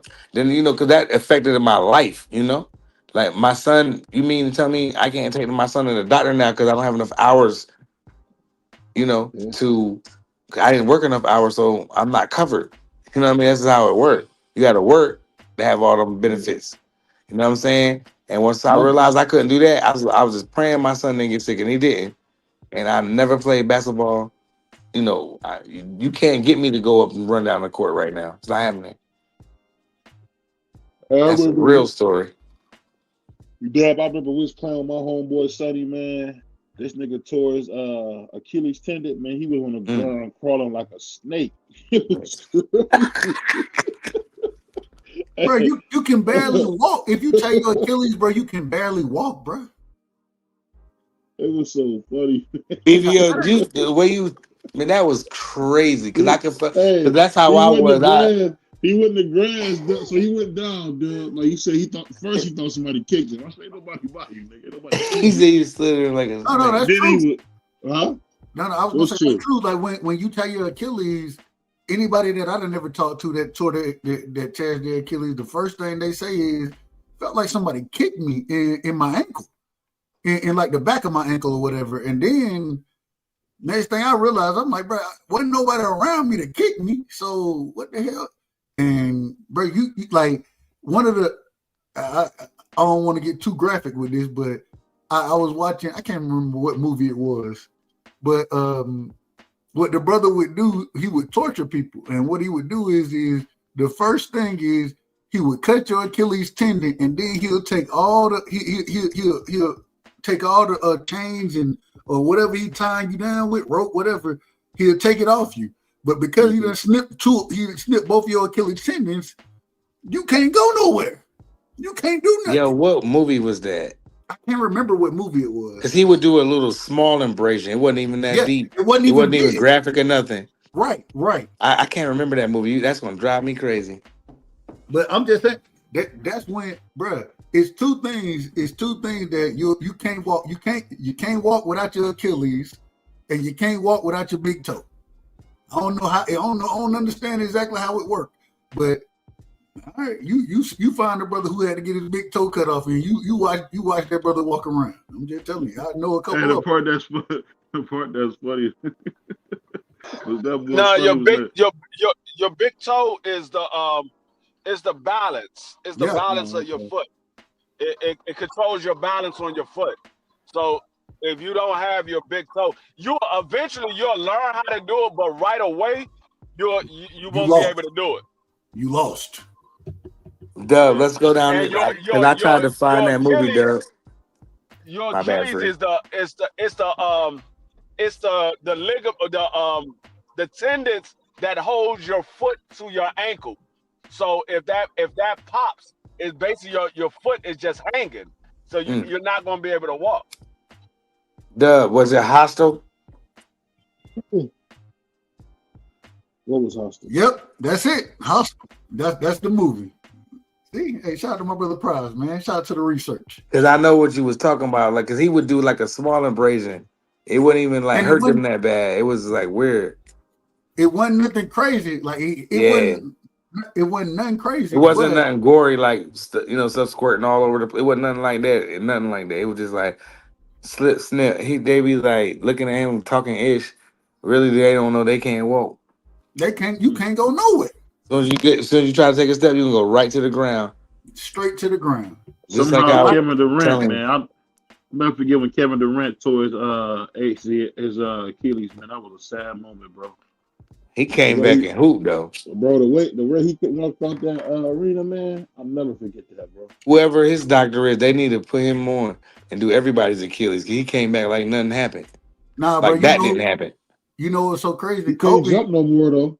When Kobe tore his Achilles, this man went and shot free throws on nothing of a foot. Like, bro, you know how hard that is? Yeah.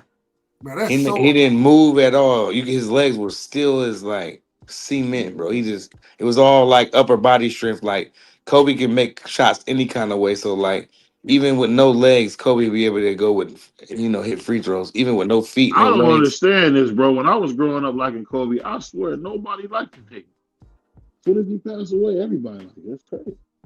Well, it's not. So I'm not just me. being honest. My thing is I was never really a huge Kobe fan, but even though I wasn't a fan of Kobe, I couldn't help but love watching him play. He was going to destroy Ish. Well, just being a fan of basketball, I love watching that man play, even though I didn't like him. And the reason I ain't like him really is because I thought he snitched. Jordans. I thought he snitched on Shaq. You know what I'm saying? I don't care about none of that. I'm a Sixer fan. There's no way I can root for the Lakers. What did he say? I should have paid her like Shaq. Man, you out of order, man. You ain't supposed to say none of this. The whole restaurant. That was nasty. You ain't supposed to say none of this, bro. Because he got knocked off. He wanted to just dry snitch. That's what you call dry snitching, people. I wasn't no dry snitch. He told him what happened. Man, that was dry snitching. Man, what happened? That's like BVO. That's like if me and you have a conversation. I'm like, man, BVO, you said so and so. Man, nah, nigga. When we have a conversation, we understand as me. No, we keep our like Swaggy P and them. That was crazy. Yeah. Like what's his name? D'Angelo Russell. D-Lo. The man is out of order, man. He never recovered from that. It affected his game. He out of order. I mean, he became an all-star after that, but I'm just saying his reputation was destroyed. And his game was destroyed after that. Man, y'all tell me somebody y'all want to be around that if we have just that, whatever, man. I would not. All of a sudden, everything come out, and I'm like, oh, bro. Marky Dan come up here telling on everybody. I'd be like, man, I love you, Mark, man. You wilding, man. You said, nigga, what I tell you behind the scenes, if I want to don't say nothing. I'll say it. Shout out to my daughter. My daughter 12. She know when don't say nothing. I love my daughter. Plead the fifth.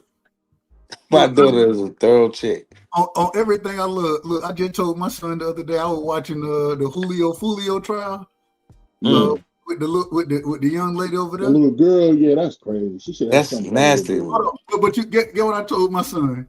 I said, look, bro, I know you think, man, if the police ever ask you anything, ask for me first and then ask for your lawyer. He said, who my lawyer? I said, Uncle Steve. Our uncle is a lawyer. That's my lawyer, right? Ask for him. Do not talk to their ass about anything. Nothing. Nothing at all. It's not gonna help. I tell my daughter about that, real, not only the cops, but I tell her don't be running her mouth around certain people as well. Don't run your mouth. They gonna go back. Wild niggas, man. Hey, listen. I'm teaching my daughter how to survive these goofy young boys. So when my daughter get older, not only is she gonna be able to fight because she gonna be a black belt in jiu-jitsu, she gonna know how what ratting is, self-snitching. She gonna know that how don't help no woman. You know that, right? What? Wow. Jiu-jitsu ain't gonna help no woman. All you gotta do is jump on her. It's over. Man, and then when you get on the ground, by the time my daughter, she's 12, she's already like 5'7", 130, solid, cut, smooth. She's not gonna talk to no little bitty dude. He gonna jump on her. Yeah, all right. I keep telling dudes that, man. Don't tell your daughter to run away. Get the cops. At least she got a fighting chance, because if they rumble and she busts him upside his head with something and she can rumble, Man, no, tell her not to rumble anybody. I told my daughter that. Hey, It's funny hey, y'all said that. Prime, This like last month, maybe 2 months ago, last month or 2 months ago. It's funny y'all said that. I told my daughter, don't you ever in your life put your hands on no man because he will be able to dominate you. I don't care what kind of jiu-jitsu you know. I told her that. It's funny you said that. Hey, Prize. That's funny that you say your daughter is 5'7", 130. My daughter, 14 years old. She 5'8", 170 pounds. My daughter only 12. She 5'8", 170 pounds. And she's 14 years old. Oh wow! Man, and her twin sister, they want all this. Her twin sister is like 5'7", 150 pounds. She out my daughter weight class. My daughter is slim with hers. Her 130 is slim. We don't want. I don't care how slim you is. I don't care what jujitsu. Yeah, if a man say he gonna whoop your tail, Man, I told my daughter that like a month or two ago. Don't you ever in your life, and you look at your daddy when I'm telling you this. Don't you ever put your hands on no man ever, because he will break your jaw whenever he wants to. You understand me? All right, Dad. She ain't know what I mean. I'll remind her when she's about 14. Look, then Prize, you got to go kill somebody, or you got to go unalive somebody. Man, you got to go unalive Prize, did you buy a robot yet? For what? For your house. No, I don't know what that is. Like a robot? Like, you know, you rich, man. You don't hear about y'all rich dudes getting robots? Shoot, I can't afford no stuff. I'm talking like robots. I'm talking like 50 grand. I think that bad was I was just asking, did you buy one yet? Hell no, I'd rather buy a damn condo with them or buy some gold. Y'all boys better look at them gold chips you can get monthly. It's just chips, but they'll add up. Trust me. It's certain things. No, robots, absolutely not. I'm about to go to the to one of these creeks out here in Pennsylvania and go panning. Go panning for some gold. I found out that they got some gold in Pennsylvania, in the creek in Pennsylvania, up there by like you going to the Poconos. There's gold in the creeks. If you go out there and pan, there was a dude that was on YouTube, I think maybe like 2 months ago.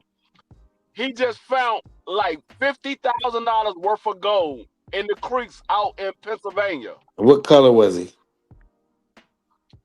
Black dude. He wasn't no nigga. Show me the video. I seen that on TV. It was a black dude. I was about to say, because they ain't gonna let you out of there. Because Pennsylvania started to get like southern something. You know what I mean? Or they get touchy. Hey man, I'm trying to find something for my wife, man. I ain't gonna lie, that Chanel stuff is expensive, bro. Say that again. That Chanel stuff is expensive.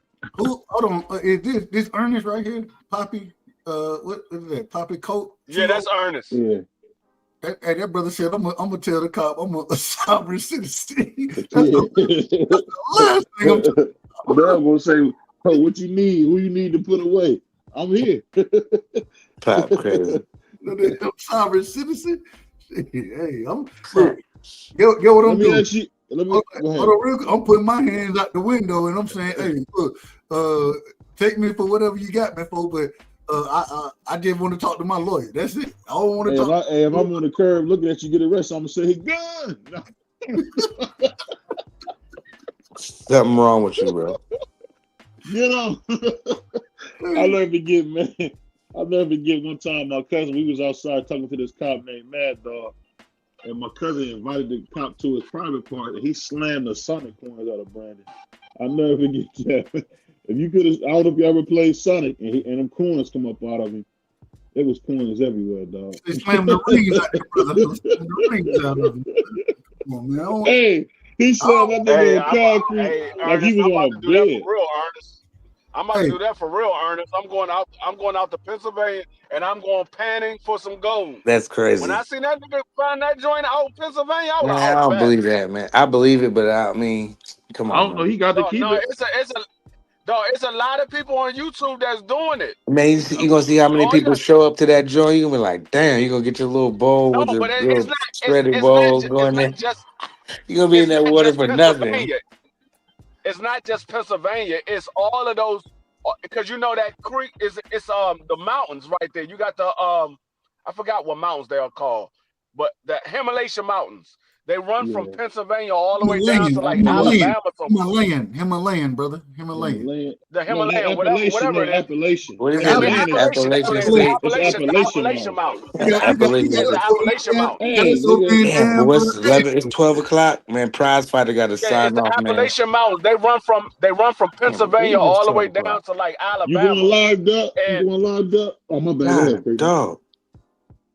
No, but in the bottom of those mountains, that's where the gold is. If you get down to the bedrock, and a lot of the bottom of a lot of those mountains is a creek.